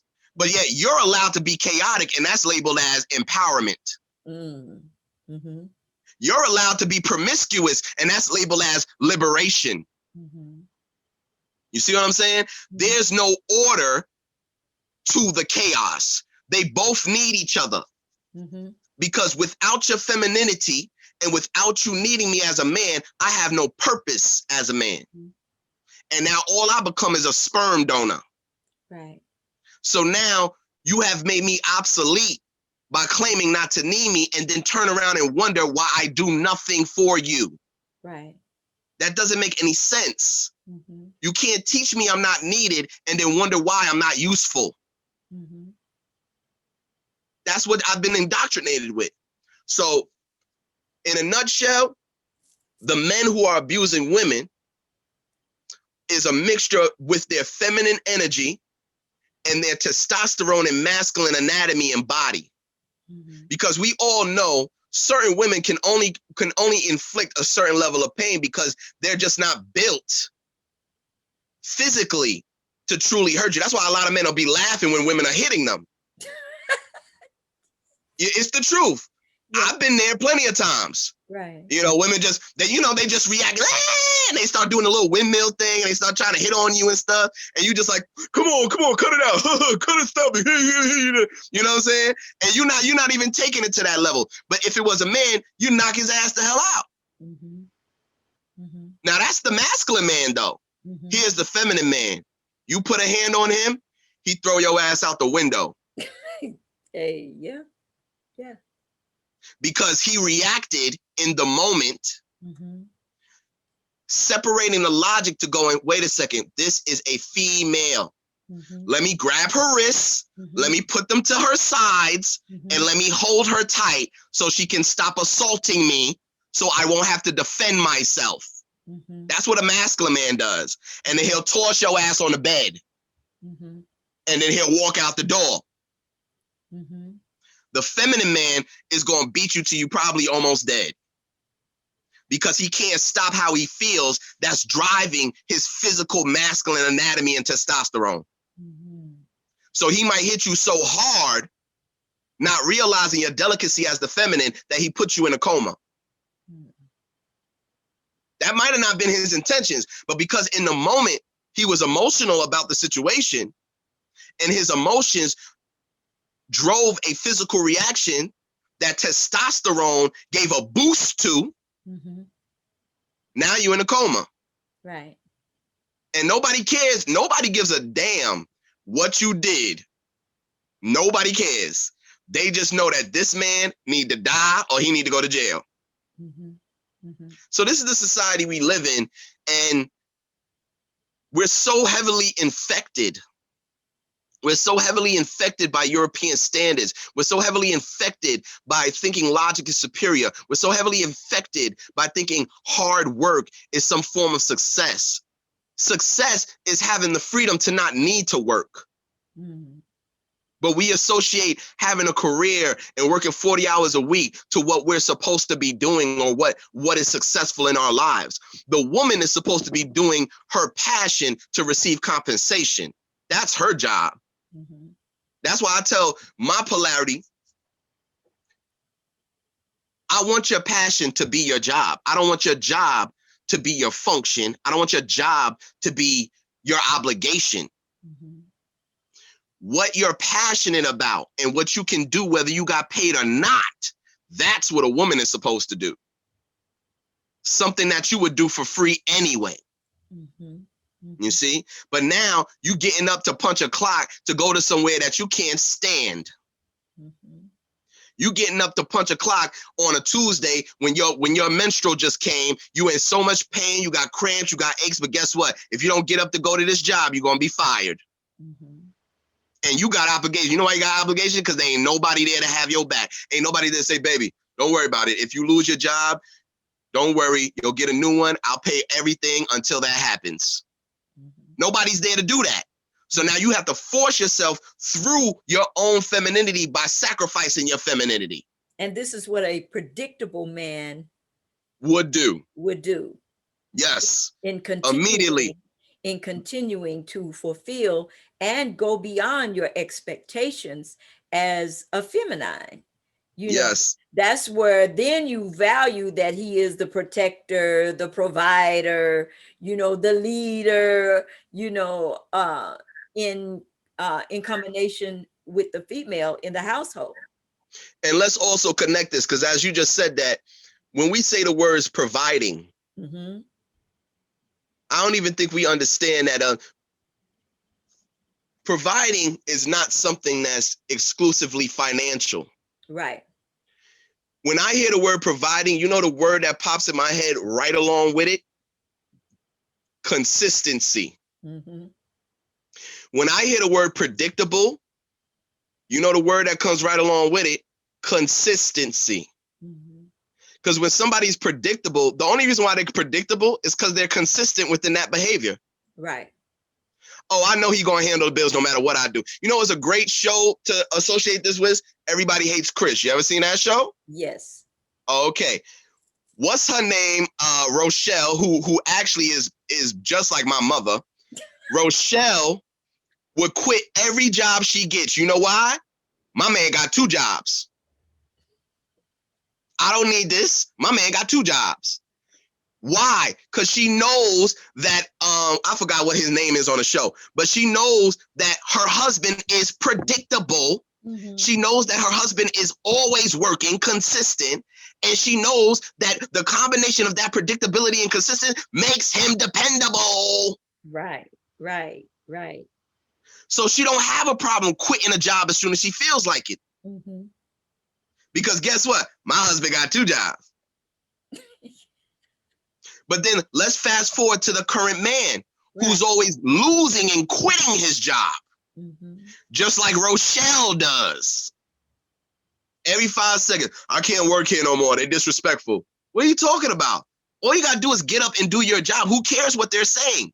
No. They're too disrespectful. All right, so now what you going to do? Oh, I'm going to find some. I'm fine. Wait till I get on my feet. Now you got a nigga sleeping on your couch. And you the one that's consistent in your job. And you the one paying the bills for the next 3 months.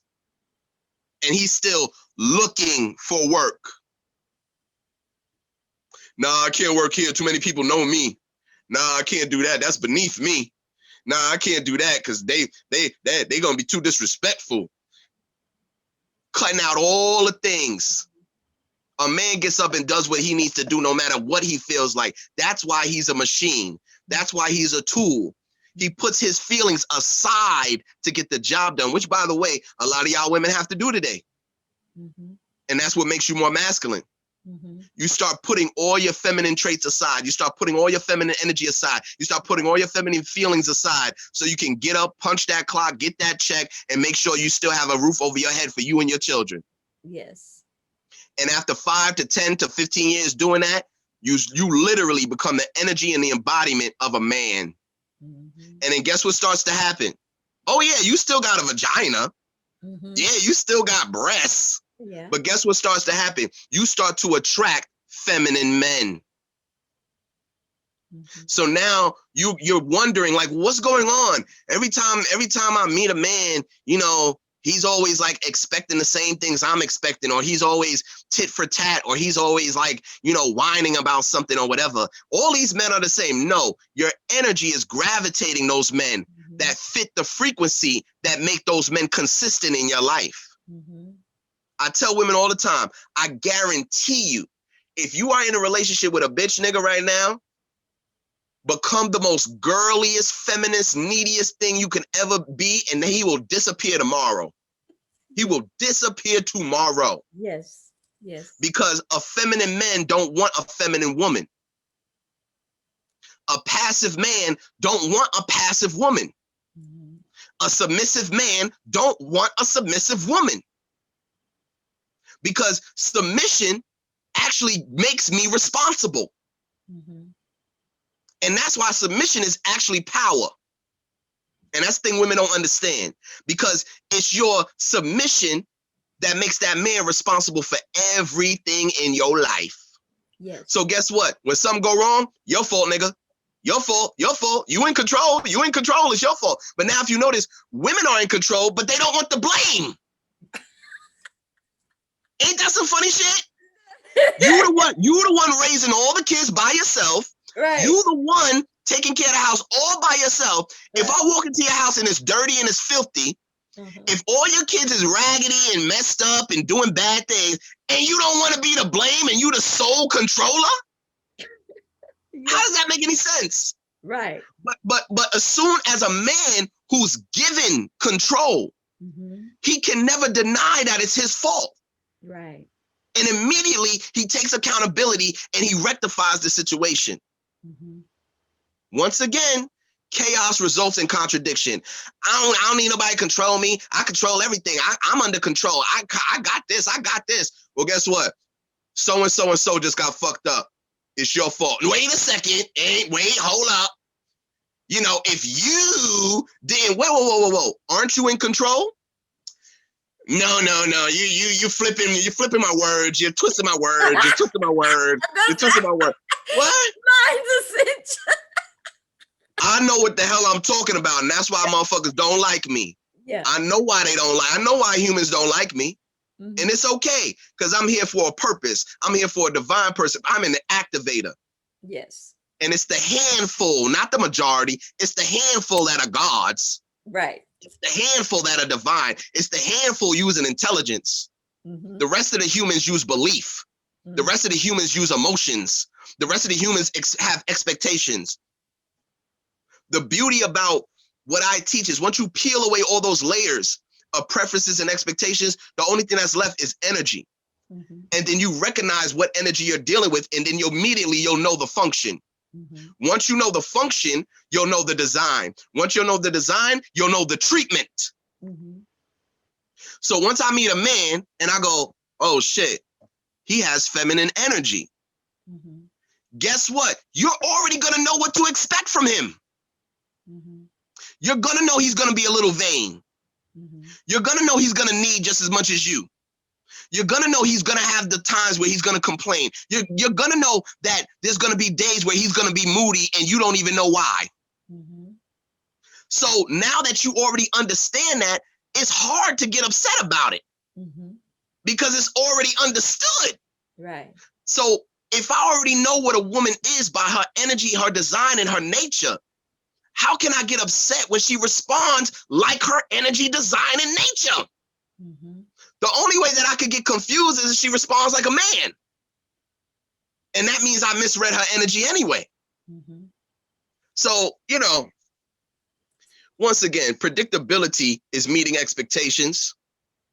Predictability is what creates a stable foundation because you can't be predictable without being consistent. Let's drown that word in the positive connotations. Right. You can't be predictable without meeting a woman's expectations. Mm-hmm. You can't be predictable without having consistency within your actions and your behavior to what is expected of you, to your purpose, Mm-hmm. and to your, what's the other word I'm looking for?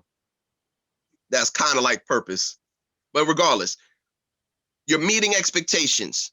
Are You're you being would you say that would be intention? Yes, you could use that too. That wasn't the one I was thinking about, but you could use that too. Intentions as well. What's enough? So we got meeting the expectations. Mm-hmm. We got the consistencies Mm-hmm. that create the predict, because you can't be predictable without consistency. Mm-hmm. It don't make no sense Mm-hmm. because it's the consistency of your behavior that has now given you the label of being predictable. Mm-hmm. And consistency is what women need today. Mm-hmm. They need somebody who's going to consistently pay that bill. Mm-hmm. They need somebody that's going to consistently be dependent on. Mm-hmm. They need somebody that's going to consistently be in an energy that when she's out of her energy, he can reassure her because he's still stable in his own emotion. Mm-hmm. Mm-hmm. So predictability is meeting the expectations. Predictability is being consistent within your words, within your behavior, within your actions that make you that great man. So predictability is what makes you stable and creates a foundation for a woman to stand on and depend on and to say, my man got 2 jobs and be able to walk out of her job. Mm-hmm. Predictability is what makes a man dependable. Mm-hmm. Have I connected it? You did well, and we're nearing to wrapping it up. However, you have. Let's knock them out. Let's knock them out. Let's go. We're gonna knock them out because you're asked on your post. You also included some questions. Um, are you unpredictable? Do you randomly quit jobs for emotional reasons? Do you change your mind a lot? Is your words consistent with your actions or behavior? Do you say something in the beginning of the day, then say exact opposite later? How often do you contradict yourself?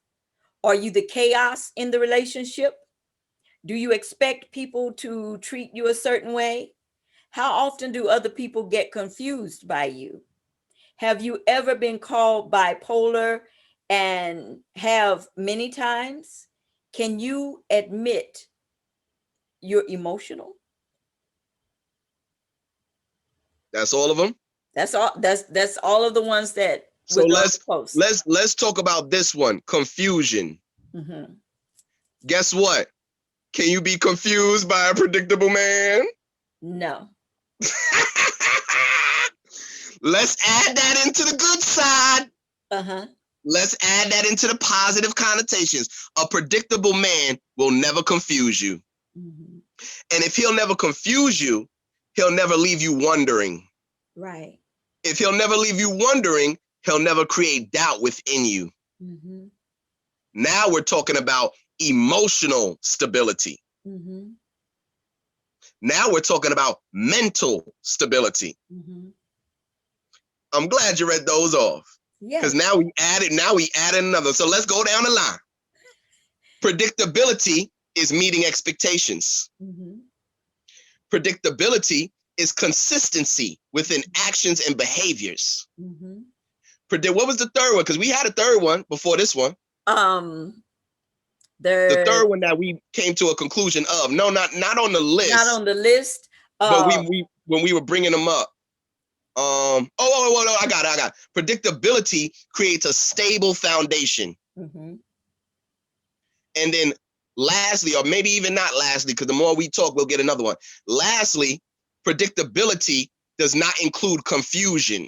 Right.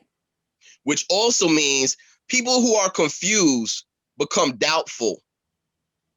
People who are confused become indecisive. Mm-hmm. People who are confused tend to make wrong decisions. Mm-hmm. But if I'm a predictable man, you're never confused about me.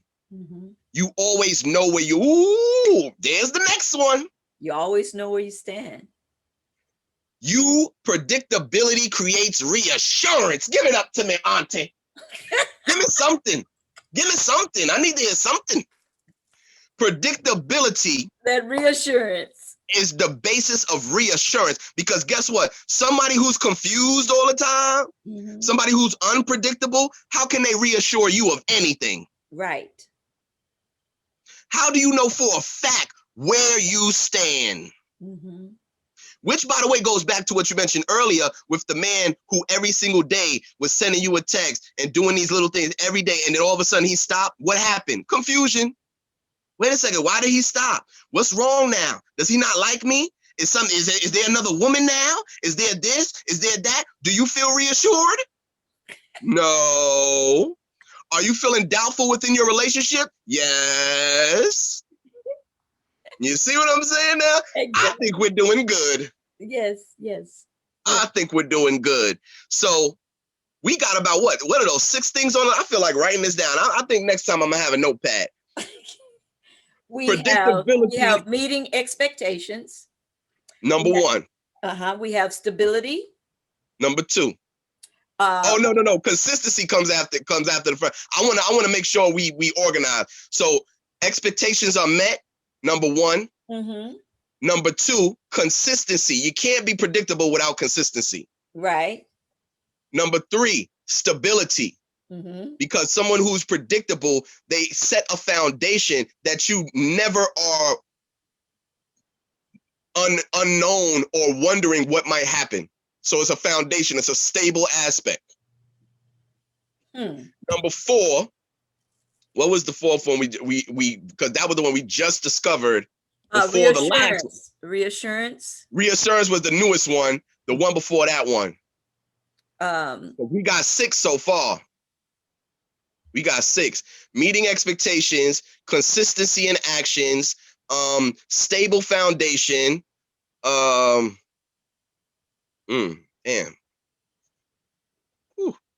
It's gonna come back. We got reassurance. So we got 5 so far, but there's one that we missing that I said. We'll get it. Well, it's recorded anyway. Right. But I want it back.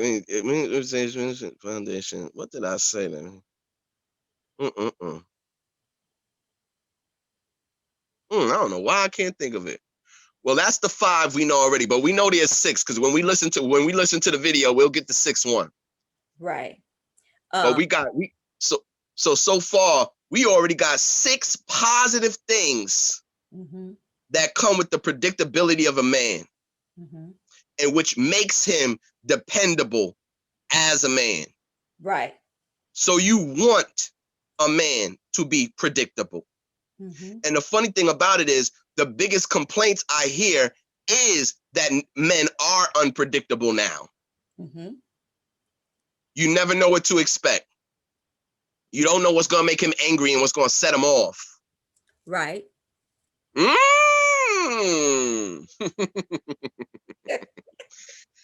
Can you be predictable and be erratic? No. So in order to be, go on. Hold on. I was just taking care. Somebody, Osa, chimed in to say that she was not able. She's been trying to log in. Okay. Okay. All right. Sorry for that It's all distraction. right. Mm-hmm. Mm-hmm. It's all right. Now we get into number 7. See, the more we keep talking about it, just keep getting better and better. Now we get into number 7. Can you be predictable and be erratic? Mm-hmm. You can't, because if we look up erratic. Okay. Let's check that out. Let's use the white man real quick. Hold on to that thought. Erratic.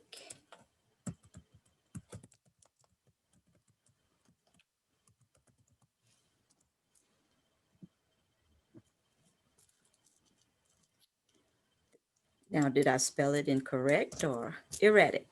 Let's go with that one. Well, Yeah, I think there is 2 erratics, right? I thought E and a I. I thought there was 2 R's. Yeah, it is 2 R's. Okay, I must have put a C in there. Okay, there we go. It says not even or regular in pattern or movement, unpredictable.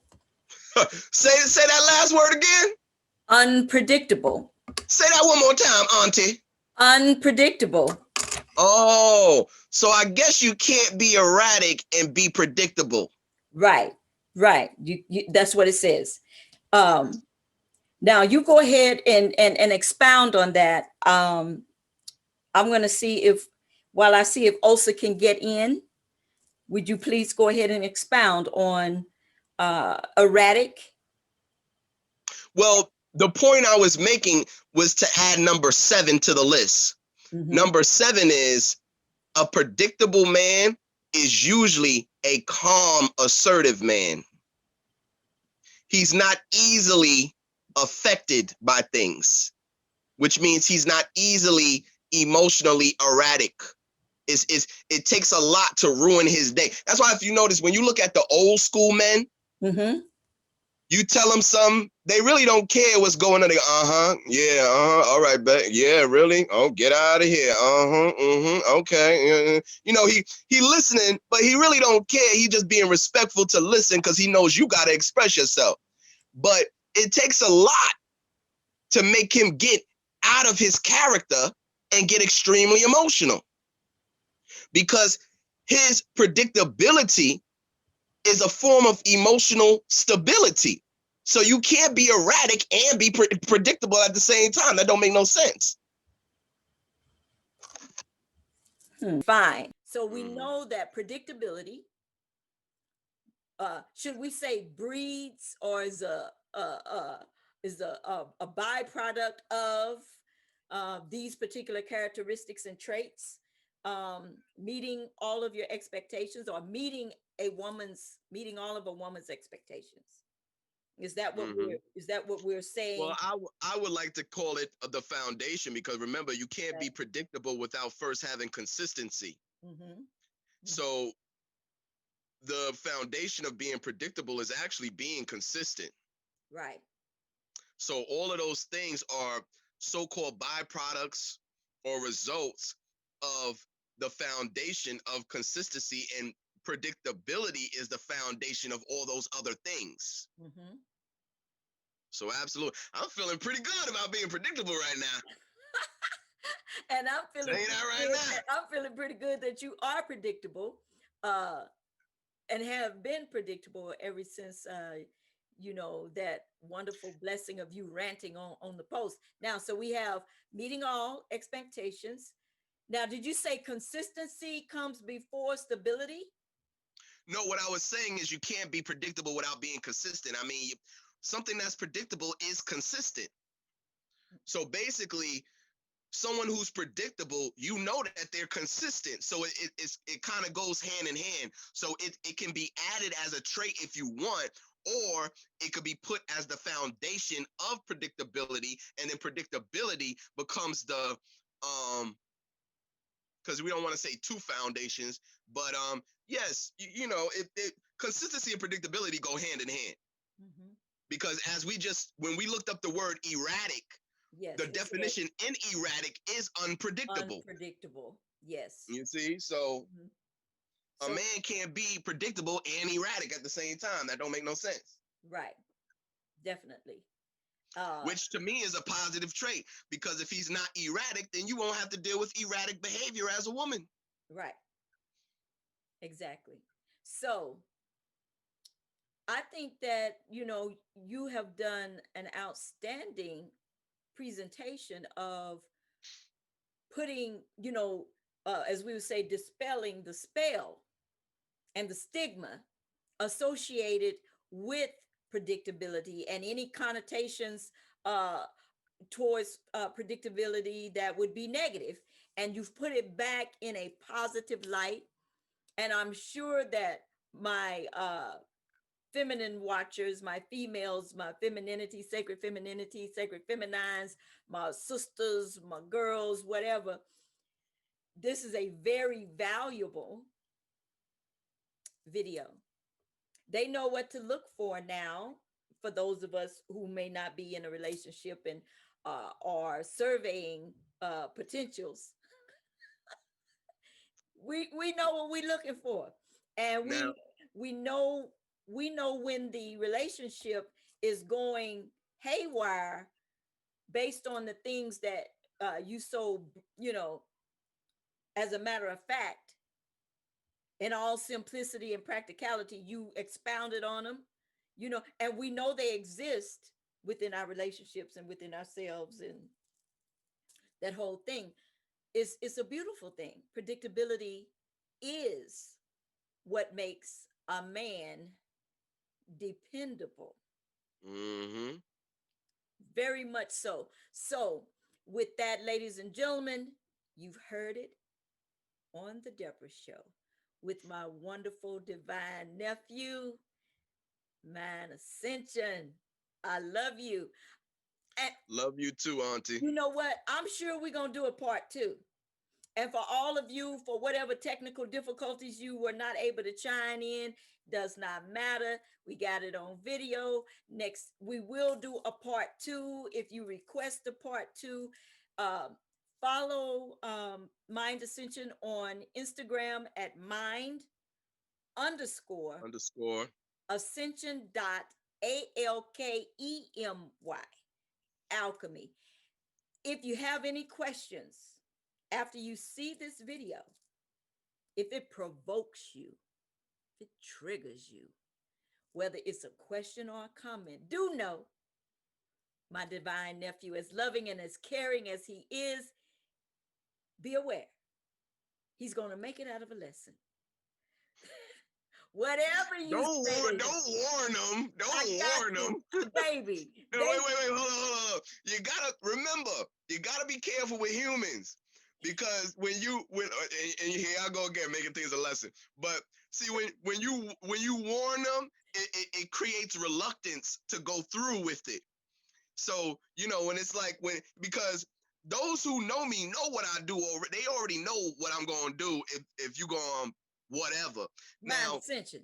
Now we got those out there that are the bold and the brave. oh, absolutely. But what I'm Absolutely. saying is, I know what you're I saying. want both the bold, and I also, because I'm here for everybody. Yes, No you are. matter how people feel about what I talk about, because what I talk about is factual. It's not my feeling. I'll give you a perfect example.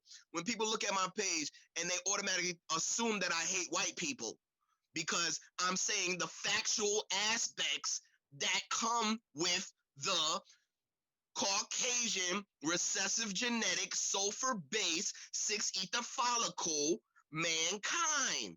Yes. This is what they are. So because it's not flattering, Mm-hmm. you think that I'm hating on you or I hate you, and that's not the case, because I actually help white people too. Mm-hmm. And I've actually mentored a white person. So, you know, I'm here. A hammer is not discriminate by the hand that grabs it to utilizes it. No, it is not. I am a tool. If you are genuinely seeking understanding, I'm here for everybody. I'm here to bring clarity to the homosexual. I'm here to bring clarity to the white man, the white woman. I'm here to bring clarity to the serial killer. I don't give a damn what you are. You know why? Because I've peeled away those human layers of expectations and ego. Mm-hmm. You got some people who will go, like a perfect example. I'm always working on building relationships with anybody. I have a jovial personality. So when I go places, I'm addressing everybody. I'm not going, oh, they're Arab or they're a Jew. And I don't, you know that they enslaved us, and you know that no, motherfucker, that nigga wasn't there. He wasn't on the ship. you know. So guess what? What up, Habib? Da da da da da da. And I'm joking, I'm laughing with him, and creating a foundation of connections to being likable is very powerful. Now, I know a lot of people don't like me in the world of what I do, but outside of this world, the people who don't receive my lessons from social media, who just know me as the brother down the block, or who just know me as the brother who's always got a book in his hand and always reading, they like me. Right. The people at the corner store, they like me. And See, that's people good. in my life, they enjoy and they like me. It's the Right. people who are introduced to me by my teaching that don't like me. Right. And even Because though you know, I don't find anything wrong with hearing somebody using, as they say, profanity. Uh, and they're like, because people will dismiss you because you use profanity. Now, your everything you can be saying is factual. They can't debunk it. Yet, simply because, oh, he used profanity, or she used profanity. I can't, you would think that with as intelligent as you are, that your selection of words, you would find a better way to express what you're really trying to say without having to say, oh shit, oh hell, and all the other explicitives that we use. So it's all can I right just there. say one thing? Yes, You sir. know what I find very interesting about that? What? Majority of the people who say that are usually women. And you know what I find interesting? If I was to tell a woman it's not ladylike to use profanity, she'll curse me out. I've had men I've tell done me it. that. I've done it before. I like me personally as a man, not just as a man, but in this era that we're in, where gender is being destroyed, lines are being blurred. I think Right. every man and every woman has an absolute obligation and duty to be the absolute highest epitome of what they represent as the man and the woman. As a man, Mhm. I have an obligation and I remember you asked me one time, well, you be looking mean in your pictures, and because everything, every opportunity I get, I want to project masculinity. Every opportunity I get, I want to project the logical, analytical left brain that is a part of my anatomy, because that is my duty in the day and age where they're trying to destroy me. So therefore, in turn, every opportunity and chance you get as a woman, you should be wanting to embrace and project ladylikeness, femininity, elegance, eloquence, grace, subtlety, discretion. Okay, so That's at another the end of lesson. That's another lesson. that's another lesson. But And yes, that's a we gonna wrap yeah, it up, yeah, we're gonna wrap Auntie. this up because I love you. You're full of lessons. Life is full of lessons. It's up to us to recognize them. Yes, I enjoy having these discussions with you, whether we are doing live Zooms or just texting back and forth, because we know when you and I get on the phone, child, we gonna run the batteries down, just like what we're doing right now. Yeah, yeah. So once again, I'm gonna say it again. And before we close out Mind Ascension, I want you to give everybody a rundown of what it is you do. Do you have how do they pay you? Do you have cash app? And Let's go. I'm gonna get to it right now because I was gonna do that before you even said it. But yes, I do private consultations, directly video chat or private number. Mhm, I will give you the private number after the offering or compensation is received. mhm. My consultations are usually 50 love offering or 50 forms of currency. See, we got to be very, and I don't even really like to say a lot of things when I'm on technology, because I feel like every form of technology is just, we just basically talking to white people. But it's very important that we change the vocabulary we use to describe the things that we are receiving and exchanging with each other, so they don't fall under the guidelines of what white people have created to be able to put us in a form of stipulation and control of them. So I receive love offerings from those who seek exchange to achieve clarity and understanding. Okay. You can DM me directly through Instagram. Mhm, I do 1 to 2 hour consultations over a private phone, or we can do a video chat. mhm. I also do divination. Anybody that's not aware of what divination is the art and practice of utilizing objects, cards, whatever it is. My personal divination is what they call cleomancy or dice divination. Mhm. And divination is basically the utilization of an object that is not connected to the individual preference or ego. Let's put it like this. You ask for divination when you don't want Mind Ascension's opinion. Mhm. So anybody out there that feel like, oh, well, he gonna say what he feel or he gonna say what he think. I don't really want his his exact opinion. Divination is what you want. Because once I roll those dice, the dice is telling me what to tell you. So you do cube readings, I like to call it cube viewing. cube viewing. Yes, I like to call it cube viewing. That So is I do. that's different. You know what? I started to use that word. That's unique. Yes. Take the opportunities. Take the That's opportunities. that's unique. Mind Yes, Ascension. yes.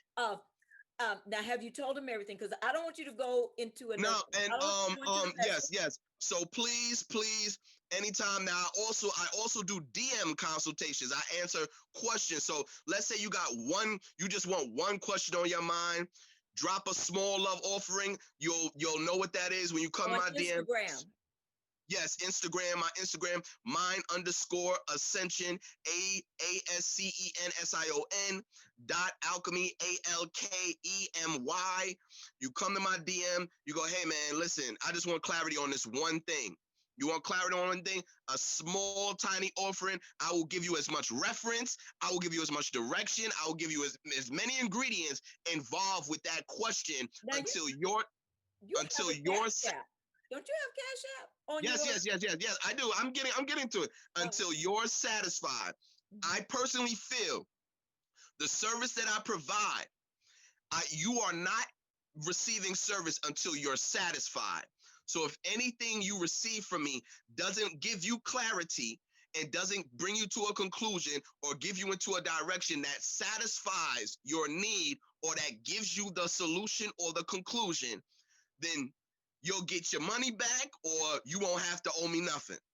But if I get you to that clarity, get you to that conclusion, give you that answer, give you that remedy, and so on and so forth, let's compensate, let's exchange, let's reciprocate. Now, my Cash App is $Mind Ascension 1. $Mind Ascension 1. Everything is always Mind Ascension. My YouTube is Mind Ascension. My Instagram is Mind Ascension _.alchemy.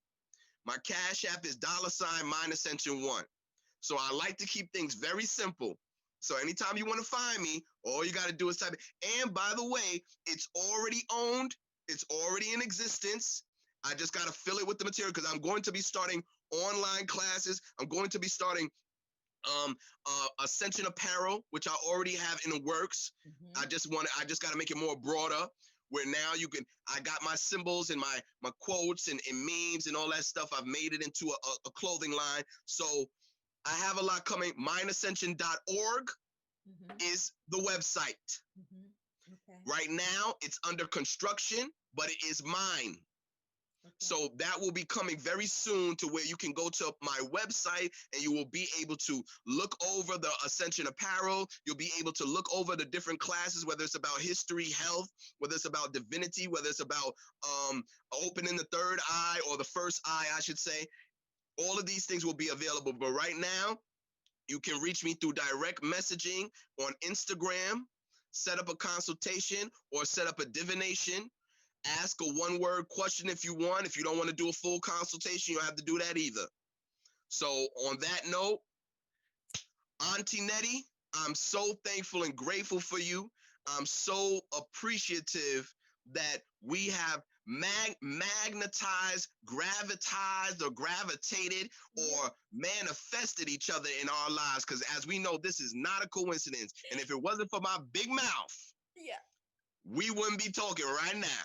Exactly. And I am so thankful and grateful that, like I said, that you went into a rant on the post on my Instagram page about the timeline dealing with domestic abuse and violence.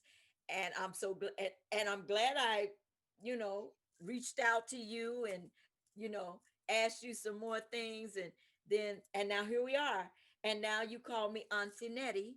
And we are family. We are family. We are family by resonance, yes, consistency, yes, and the choice to exchange. Yes. Family is, first of all of us are connected by blood already. Yes. And I could go into a million different reasons why. That's another lesson. That's another lesson. That's another lesson. But appreciate everybody for listening and watching and all that good stuff. And I'm sure we're going to have to do a part 2. And I apologize to all of you who wanted to be here, and through whatever, my inability to either put the right information on the flyers that we've been posting, I will accept full responsibility for that. That way, no one is to blame except for moi. Not even my beautiful nephew. Because I ain't touching none of that stuff. It's kind of hard to blame me. He don't like, he says technology. I don't touch technology. Anyway, so I apologize wholeheartedly for the, putting out the wrong information. If I did, obviously I must have, because I know that Mind Ascension, you have some dedicated people that are more than just your followers.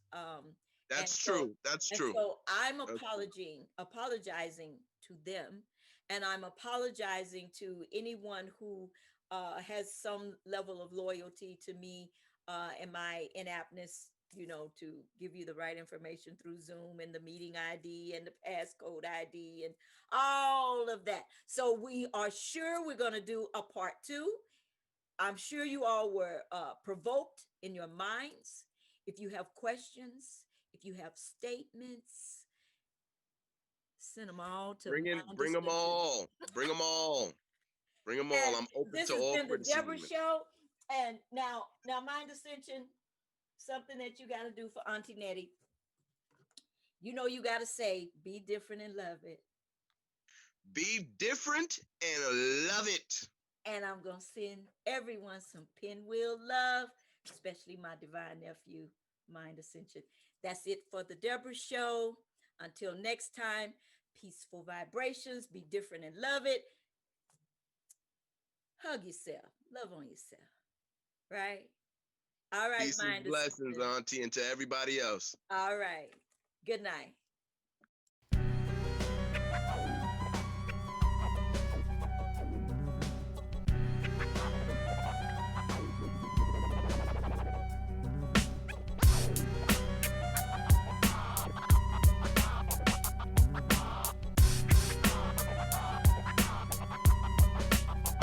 I would say hip-hop is a state of mind in the place called the now. You have the gifted, unlimited, who keeps it breathing. Protecting hip-hop, and it don't stop. It's beautiful like a clear blue sky on a sunny day, or like the face of a goddess. Nah, ether, going to hip-hop heaven on the breast, reminiscing before Rap City went plain. Spit ridiculous flows like they're catching bowls in 112. I delved into the game in 91, 12 years, a no deal, and still kept it real. 2 turntables in the mic, burning incense. I like grits, girls raised in the South. Knife got clout amongst the gifted. A lyrical scientist, an alchemist. Words go inside, changing molecular structure. I fly MC from Electron to Mount Paran. Yo, yo, yo.